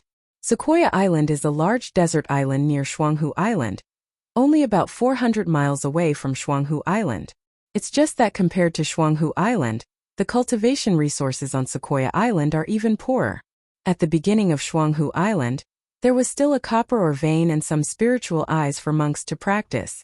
Sequoia Island has neither mineral resources such as spiritual ore, nor spiritual energy resources such as spiritual eyes, except that the island is covered with a kind of cedar tree called red cedar. As for a higher resource such as the spiritual veins, don't even think about it. This is a completely deserted island. Except that the island is larger than Shuanghu Island, it is almost useless for monks. Not to mention the cultivator family, even the scattered cultivators are reluctant to choose such a place for a foothold. In fact, it is near the waters of Shuanghu Island. There are still a lot of island groups, but there are almost no islands that can have cultivation resources.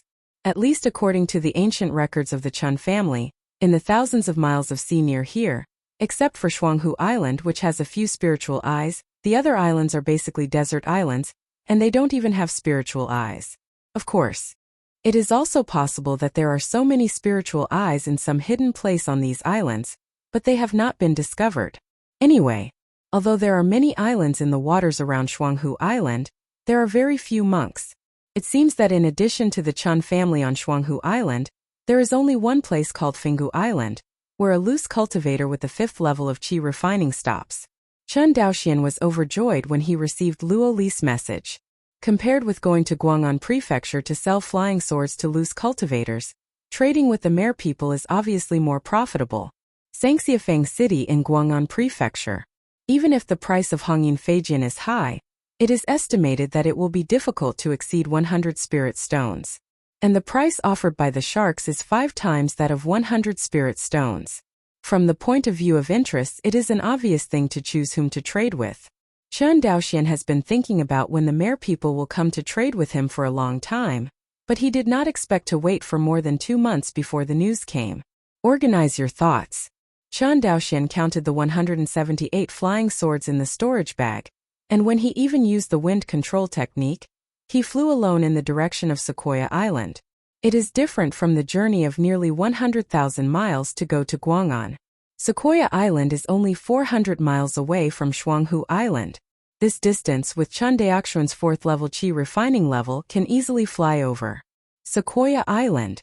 Looking down from the sky, Sequoia Island is completely shrouded in fiery red. Due to this obvious feature, even when he first came to this island, Chen Daoxian discovered it in the nearby waters at a glance. Descend from the sky and land on the cliff of the island. Chen Daoxian took out the blue scales again and injected a burst of infuriating energy. Then another message came over. Chen Daoxian identified the direction and flew towards the north of the island. The sea north of Sequoia Island. Led by Luo Li, a group of sharks lurked in the reefs hundreds of meters deep. If you look closely, you will find that almost all of these sharks hold a huge scallop in their hands, and they can see overflowing aura from the cracks of the scallops. Obviously, these scallops contain all the spiritual stones that the Mer people are ready to use for trading. His Royal Highness, why hasn't he come yet? In the merman group, a male merman with bronzed muscles and knots all over his body murmured, "Don't worry, just wait." Although Luo Li was also uneasy, he patiently comforted his subordinates. Hearing the words of Her Royal Highness the Princess, everyone continued to wait silently. Coming. Suddenly, a surprise flashed across Luo Li's pretty face. "Go, let's go up." Luo Li gave an order and swam to the sea first. The Mer people are extremely fast in the sea. In just a few breaths, the group of sharks swam to the sea. As soon as Luo Li swam out of the sea, she saw Chen Daoxian standing in the sky. She cautiously used her divine sense to probe the 4 directions. Luoli breathed a sigh of relief when he found that there was no one around except Chen Daoxian. Human cultivator, you are so courageous that you dare to come alone. Are you not afraid that we will kill you and swallow your weapon? Seeing that Chen Daoxian was all alone under the gaze of the merman people, he was so calm, and Luoli felt uncomfortable for a while. If it was the merman who was so surrounded by a group of human monks, he was shivering with fright for a long time. Hearing this, Chen Daoxian smiled. I know that the mer people are the most honest, and I am willing to come alone, and it is precisely because of the integrity of the mer people. Besides, the transaction between you and me is a matter of mutual benefit. Why do you want to harm me? It's not that you plan to trade with my clan this time, right? After all, the magic weapon has a service life. You live in the deep sea for a long time, and the service life of the magic weapon may be shorter. Will the mer people give up long-term interests for the sake of coveting this mere hundreds of flying swords? So why should I be afraid? Luoli originally wanted to overwhelm the other party in terms of momentum, but without thinking about Chen Daoxian's 3 or 2 words, she easily disintegrated the momentum she had finally built up. Looking at Chen Daoxian with a smile on his face, Luoli opened his mouth and finally had to say something depressing. As expected of a human cultivator, he is really eloquent. Thank you, Miss Luo, for the compliment. Chen Daoxian bowed his hands, but let's make a deal as soon as possible, so that my 2 clans can feel at ease with each other. Hearing Chen Daoxian mentioning the transaction, Luoli immediately cast aside his little depression and said excitedly, How many weapons have you brought with you on this trip? Chen Daoxian did not speak, and directly took out more than 100 flying swords from the storage bag. Immediately, the sea is full of light. When the people of the merman clan saw the sharp flying swords in front of them, one by one, their eyes were red.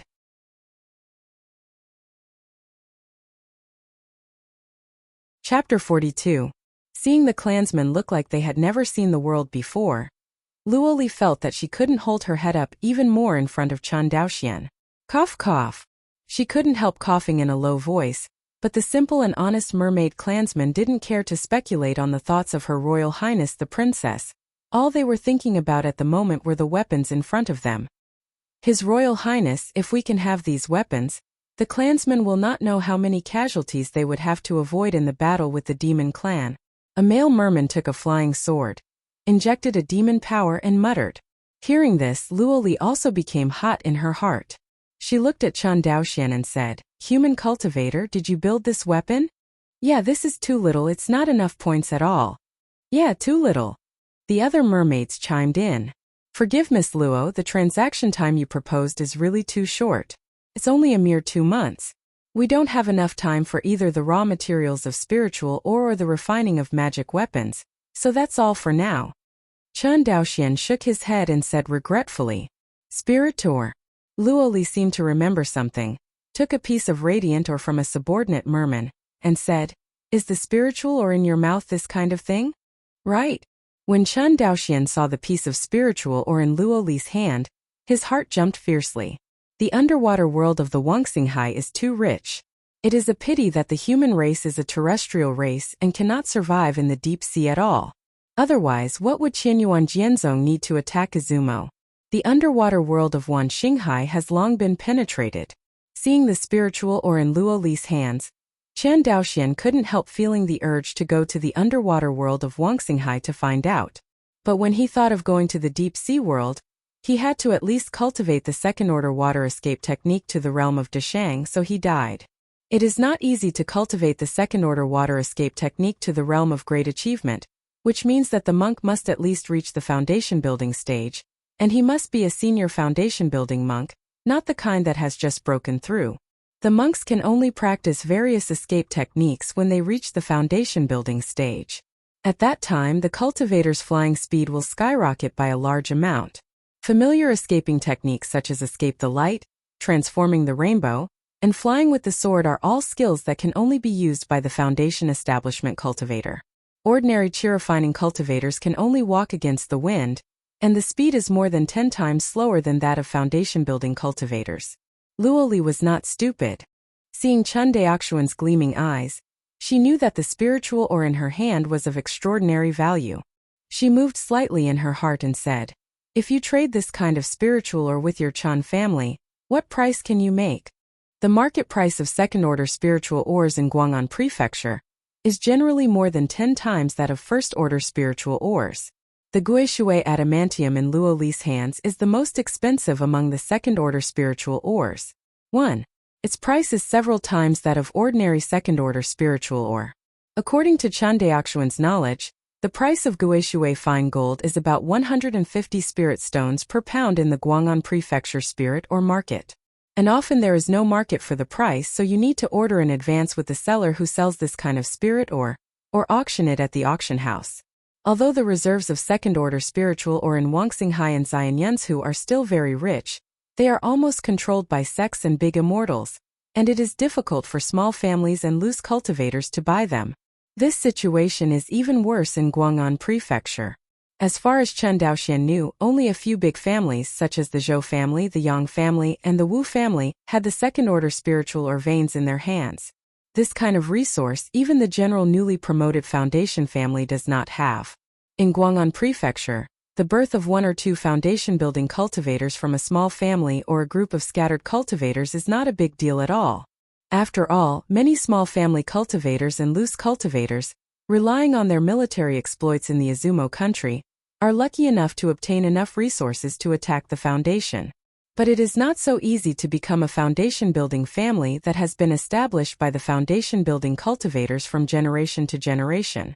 The inheritance of family exercises, spiritual veins above the second rank, various cherished resources, lucrative family industries, huge family population size and other conditions are indispensable. Of course, the above-mentioned family backgrounds basically have nothing to do with the Chun family on Shuanghu Island. If there is one thing the Chun family can barely meet the standard, it is a lucrative family business. Although Chen Daoxuan's magic tool factory outside Chongping County does not seem to be large enough at present, in terms of potential, it is definitely worthy of the word rich.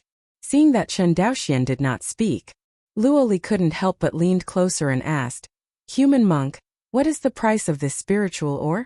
Perhaps because the distance was a little closer, Chen Daoxian could actually smell a faint fragrance emanating from Luo Li's body.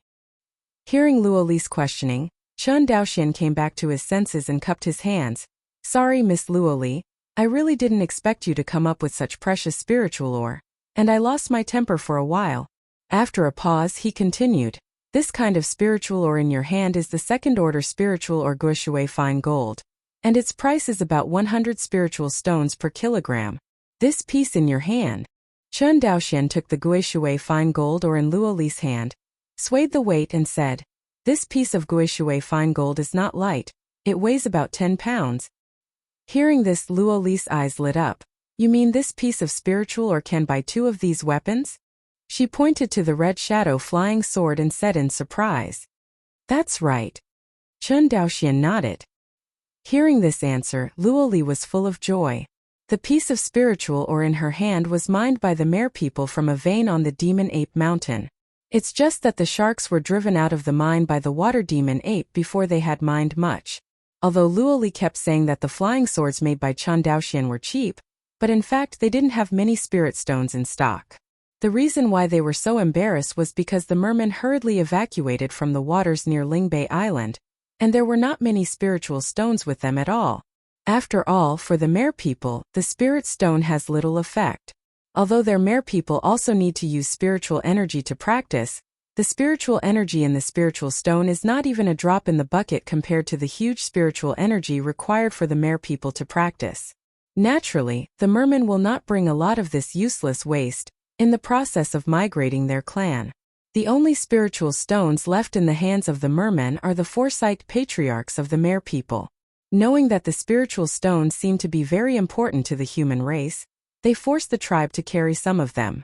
Right now, the people of the Mare people are stroking the weapons in their hands, and they can't help but be grateful for the great vision of the patriarch. Chen Daoxian looked at Luo Li's pretty face blushing and looked very excited, and pondered, "Miss Luo, I have a little suggestion for the cooperation between our two races." Luo Li was happy at this moment, raised her little hand as bright and clean as jade, and said, "Tell me. I don't know much about the deep sea world, and the mermen don't seem to know much about my human world. Why don't I give the nobles a copy of my human world's various treasures of minerals and elixir? If you find something in the deep sea world, you can trade with our family. Of course, the specific price can be negotiated between us when the time comes. In short, we won't let you mere people suffer. Luoli seemed to have a good impression of Chen Daoxian. She smiled and said, "Where's the picture book?" Chen Daoxian took out a jade slip from the storage bag and handed it over. Luoli took the jade slip and stuffed it directly under the 2 scallops on her chest. Chen Daoxian turned his head slightly when he saw it. Luoli didn't care. She clapped her hands and said, "Okay." "Well," Chen Daoxian said with a smile, "in that case, let's count your weapons." "It's just 128 weapons. There's no need to count them." Luoli pouted. "You're afraid that my merman will deceive you, and you want to count the spirit stones, right?" Luoli said and waved his little hand. I saw that the sharks lifted up the huge scallops and opened them, and Chen Daoxian still counted the spiritual stones inside. Chen Daoxian's consciousness swept away slightly, and said cheerfully, "Miss Luo misunderstood. How can I doubt the integrity of the mere people?" After he finished speaking, he rolled up his sleeves, lifted his true qi, and put all the spirit stones into the storage bag until the storage bag was full.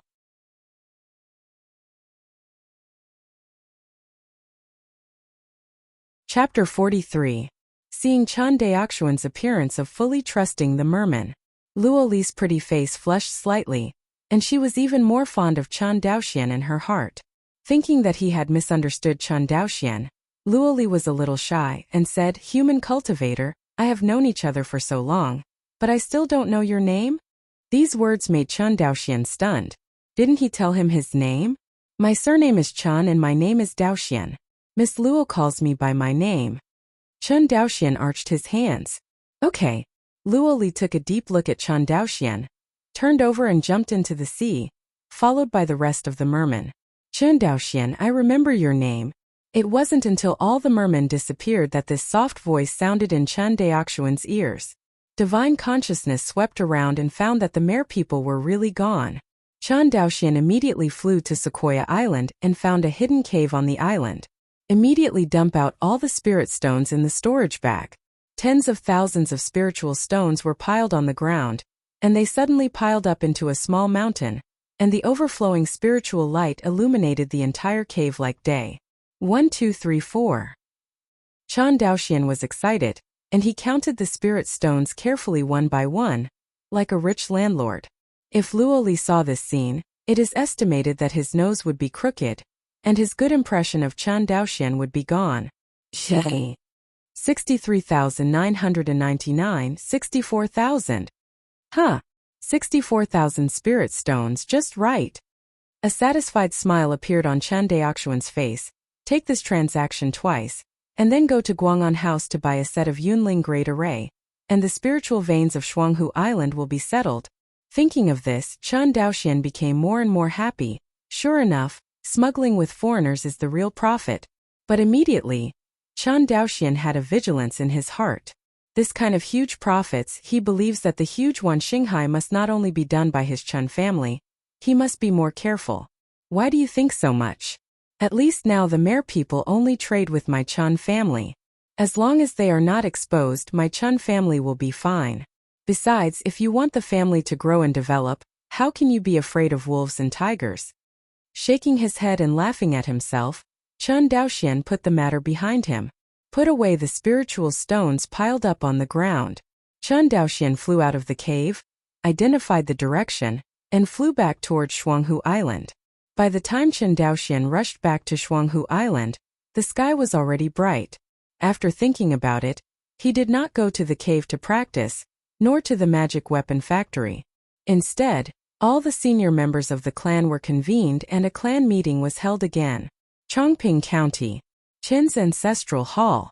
In the huge discussion hall, the senior officials of the Chen clan stood with their heads bowed. On the left were the senior officials of the instrument factory headed by Chen Liangyu, and on the right were officials from the Chongping County government. Chen Daoxian's eyes swept over Chen Liangyu, and finally fell on Chen Ji, the magistrate of Chongping County, who was first on the right. Chen County Magistrate, Have you completed the investigation of the details of the population within the clan that I ordered you to investigate? Young patriarch, Chanji bowed his hands. My subordinates completed the investigation 10 days ago, and after review by the county government, it was found that my Chun family had 1,039 children under the age of 10, with the most young adults aged 15 to 40, reaching 1,665. The number of people over 40 is the least, only 969 people. Among them, there are 914 adult males and 751 adult females in the family, and the population in the county. Chanji skillfully reported the family population data again.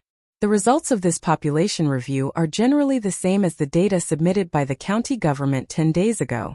It proves that Chanji did not slack off during this period of time, and he investigated all the details of the population of the clan. In this population data, Chen Daoxian is most interested in the adult population and children under the age of 10. In this world, men and women are generally married at a younger age. Women usually get married around the age of 13 or 14, while men get married a little later, but generally no more than 15 years old. The Chun family has not been able to grow and develop on Shuanghu Island for so many years. On the one hand, the cultivation resources are insufficient, and they have not been able to produce enough monks to protect the clan. On the other hand, the family industry is poor and cannot support the huge family population.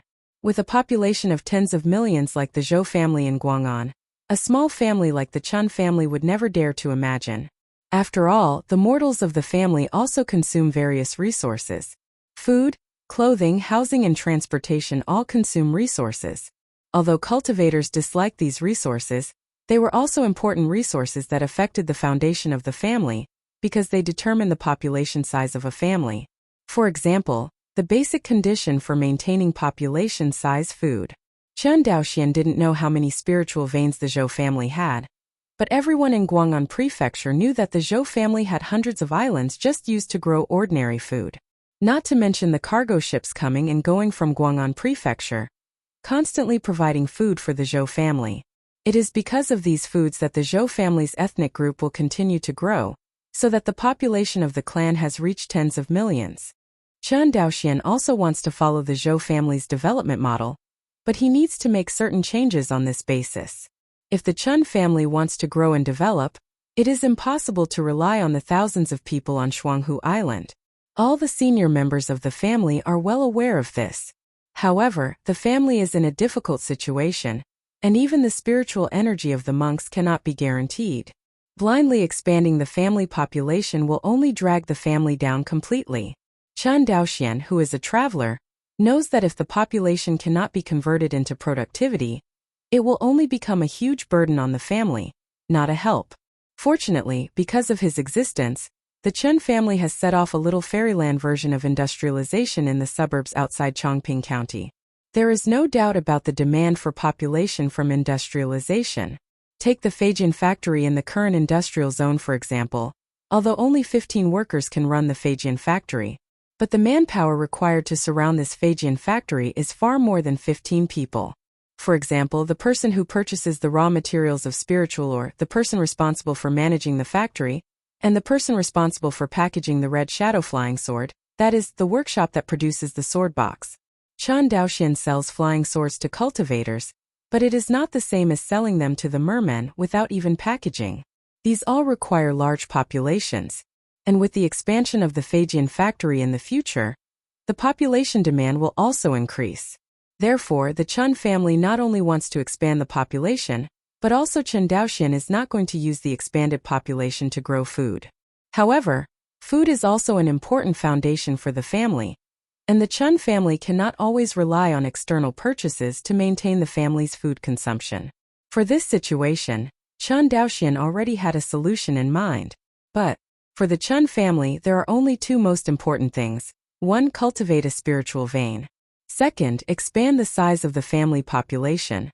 Chen Daoxian planned to do these two things together. The matter of Ling Mai has been settled very well. Now and even in the future, expanding the family population will be the basic policy of the Chun family. At least 300 years. The expansion of the Chun family's population will not stop. Think of this. Chen Daoxian looked at Chanji and said, Chun County Magistrate, the day after tomorrow, I will set off to Guang'an Prefecture to purchase supplies for the family. During the 2 months I have been away, I want your county to set up a family planning department, which will be dedicated to family planning, responsible for encouraging and guiding the birth of the tribe. I set a goal for you within 3 years. I want to expand the family population tenfold. Heard. Chanji's complexion changed on the spot, and he looked puzzled.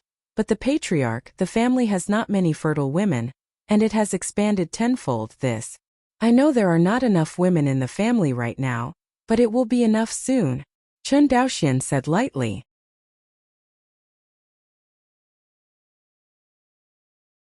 Chapter 44. Subordinates obey. Chunji led the order to retreat. He had already guessed in his heart what method the young patriarch would use to expand the female population in the clan. That's right, that is what almost all the cultivation forces in Wanxinghai are doing, buying female slaves from Izumo. The Izumo War between Qinyuan Jianzong and Xianyunzu lasted for 400 years. These 400 years, whether they were monks, prisoners of war or mortals from Izumo, they were all sold to Wanxinghai in large numbers and became slaves to the major cultivation forces in Wanxinghai. The monks and prisoners of war in Izumo are better.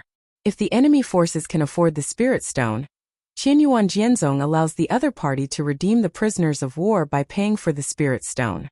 Izumo treated the prisoners of war of the Qinyuan sword sect in the same way. The war between the two sides has been fighting for so many years, and a set of secret and unannounced unspoken rules has long been formed. Everyone is fighting under this unspoken rule. Otherwise, if the two sides really don't follow any rules, then each other's high-level monks wantonly slaughter the enemy's low-level monks. This behavior is the most damaging to the enemy's forces and digs the enemy's foundation. But neither the Qinyuan sword sect nor the sect behind the Izumo kingdom chose this method. In Chun Daoxuan's view, high-level monks are a strategic force like nuclear weapons for any party's cultivation forces. And the war between Wanxinghai and Izumo country consumes each other's heritage little by little. Relying on the 7 immortal cities established by Qinyuan Jianzong in Izumo, no, there are now 6 immortal cities, which are madly devouring the lives of monks on both sides every year. After so many years of war, the two sides are no longer able to stop saying that they can stop. If at the beginning the Qinyuan sword sect attacked the Cloud Kingdom only out of interest and revenge, then now the contradiction between the two sides is not only interest, but also the blood feud that has been forged for 400 years. For example, the Chun family on Shuanghu Island sacrificed 12 monks of the immortal generation on the battlefield of Izumo. Can you not hate the monks of Izumo? Definitely hate it. The same is true of the attitude of Izumo cultivator towards Wanxinghai cultivator. It's just that from the results of the war between the two sides over the years, Qinyuan Jianzong has always been in the upper hand, maintaining the offensive against Izumo. Except for the loss of an immortal city in the battle 50 years ago, Qinyuan Jianzong rarely lost a war with Izumo. After arranging the affairs of the clan, Chun Daoxian set off on the voyage to Guang'an Mansion with the remaining 50 or so mouths of red shadow flying swords. A month later, on the deck of the Zonglong, call. Chun Daoxian stretched his waist, leaned on the railing and looked at the magnificent sight of the white sails in the Guang'an port, and let out a sigh of relief. No matter how many times I watch it, I feel that this scene is extremely spectacular. Even from the perspective of Chun Daoxuan's previous life, the exaggerated cargo throughput of Guang'an port is also far more than any modern port in the previous life. As far as Chun Daoxian knew, there are more than 10 million Zhou clan people living in Guang'an City alone. You must know that this is not a modern city with high-rise buildings like in the previous life. Guang'an Fufu City does not have so many reinforced concrete buildings, which can increase the population density of the city. Guang'an Prefecture can accommodate so many people, and it is entirely a city circle that is far bigger than the previous Earth City. The second time I came to Guang'an, Chun Daoxian is familiar with the road. Soon he settled down in the Fuqing Inn, where the mortals lived, to settle the clansmen brought by this trip. After settling the clan, Chun Daoxian walked alone towards the Sangxiafang city in the inner city of Guang'an Prefecture. Line up and enter the inner city. A series of processes have come down, and it is approaching evening. Chun Daoxian didn't dare to delay, He summoned a cloud-traversing beast car and headed towards the Hongyin Feijian shop in Sangxiafang City. After a stick of incense, Chen Daoxian got out of the car. After getting out of the car, he seemed a little unable to believe the scene in front of him. At this moment, the Hongyin Feijian shop is surrounded by the scattered cultivators and small family cultivators who are entrenched in the scattered cultivator market. The shopkeeper, let's start quickly. It will be dark if it doesn't open. That's right. Hurry up and smoke. Mr. Chen, let's get started. I've been here for more than a month, and I haven't won the lottery once. I don't believe that my luck is so bad. I can't win the lottery once. What is this fellow Taoist waiting here for the next 3 months? Chen Daoxian stood outside the crowd, listening to everyone's chattering voices, and then looking at the Hongyin Feijian shop surrounded by the crowd, and finally inquired about the ins and outs of the matter. It turned out that the dozens of first-order low-grade and first-grade middle-grade flying swords in the Hongyin Feijian store were completely popular in the vicinity shortly after the first day of sale. Chen Daoxian was mentally prepared for the flying swords in the Hongyin Feijian store. After all, he has done sufficient market research before opening the store. The quality of the magic instruments in other magic weapon shops simply cannot compete with the Hongyin Feijian shop. If his Chen family's flying sword could not be sold, there would be a ghost. But Chen Daoxian would never have imagined that the Hongyin Feijian shop could set off such a big momentum in Sangxiafang City. Because after all, he only left less than 40 flying swords to Chen Xianhe. According to the degree of popularity Chen Daoxian saw, it should have been sold out long ago. How can there be a current scene? The reason why the Hongyin Feijian store is so popular is that Chen Xianhe played a hand in hunger marketing. On the first day after the opening of the Hongyin Feijian store, Chen Xianhe realized that the Chen family's Feijian would sell out. But he knew better that the inventory in the Hongyin Feijian store simply couldn't satisfy the huge market of the Sanctuary Square city. To know, there are hundreds of thousands of cultivators in the sanctuary city of Guang'an Prefecture alone, not to mention the crowds that come and go every day. According to the Zhou family's statistics, the number of cultivators in Guang'an Prefecture added up to more than 500,000 people every day. This shows the prosperity of Guang'an Prefecture. In such a huge market, the inventory of Hongyin Feijian store cannot even be turned over by a single wave. It's impossible for Chen Xianhe to sell out Feijian on the first day, and it will be closed for the remaining months, right? Then, the witty Chen Xianhe thought of a way to draw a lottery. When the Hongyin Feijian store first opened, he drew a lucky customer every day to get a chance to buy the Hongyin Feijian store at the normal market price. Chen Daoxian left a total of 23 first-order low-grade artifacts and 11 first-order middle-grade artifacts. At this rate, the Hongyin Feijian store would have to close for more than a month at most. The helpless Chen Xianhe could only continue to lengthen the interval between each draw. Up to now, Chen Xianhe has basically drawn prizes once a week, and finally waited until Chen Daoxian came to replenish the stock. Chen Xianhe glanced at the crowd, and when he was about to draw the lottery, he swept across Chen Daoxian in the crowd, and his face suddenly filled with excitement.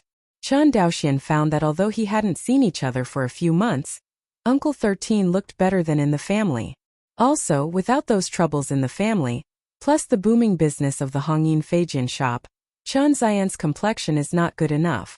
Manager Chen, hurry up and draw the lottery. Everyone is waiting. Yeah, let's draw the lottery. I've been waiting for a week. Hurry up. In the urging of everyone, Chen Xianhe took out a specially made note from a black stone box. Chen Xianhe glanced at the note and said, "Congratulations to the customer whose serial number is Jechi, who won a chance to buy Feijian in our store. I am me, it is me. Haha." A short man with a face full of flesh squeezed out from the crowd, waving a note exactly like Chen Xianhe in his hand, exclaiming in ecstasy, "You're tuning in to the Li Mei's Wuxia Whispers YouTube channel. We're so grateful for your support, and don't forget to subscribe to join us on this incredible journey through captivating stories. Your generosity through donations truly makes a world of difference, as it's the primary source of revenue that allows me to expand and enhance this channel for you. Thank you from the bottom of my heart for being a part of this adventure."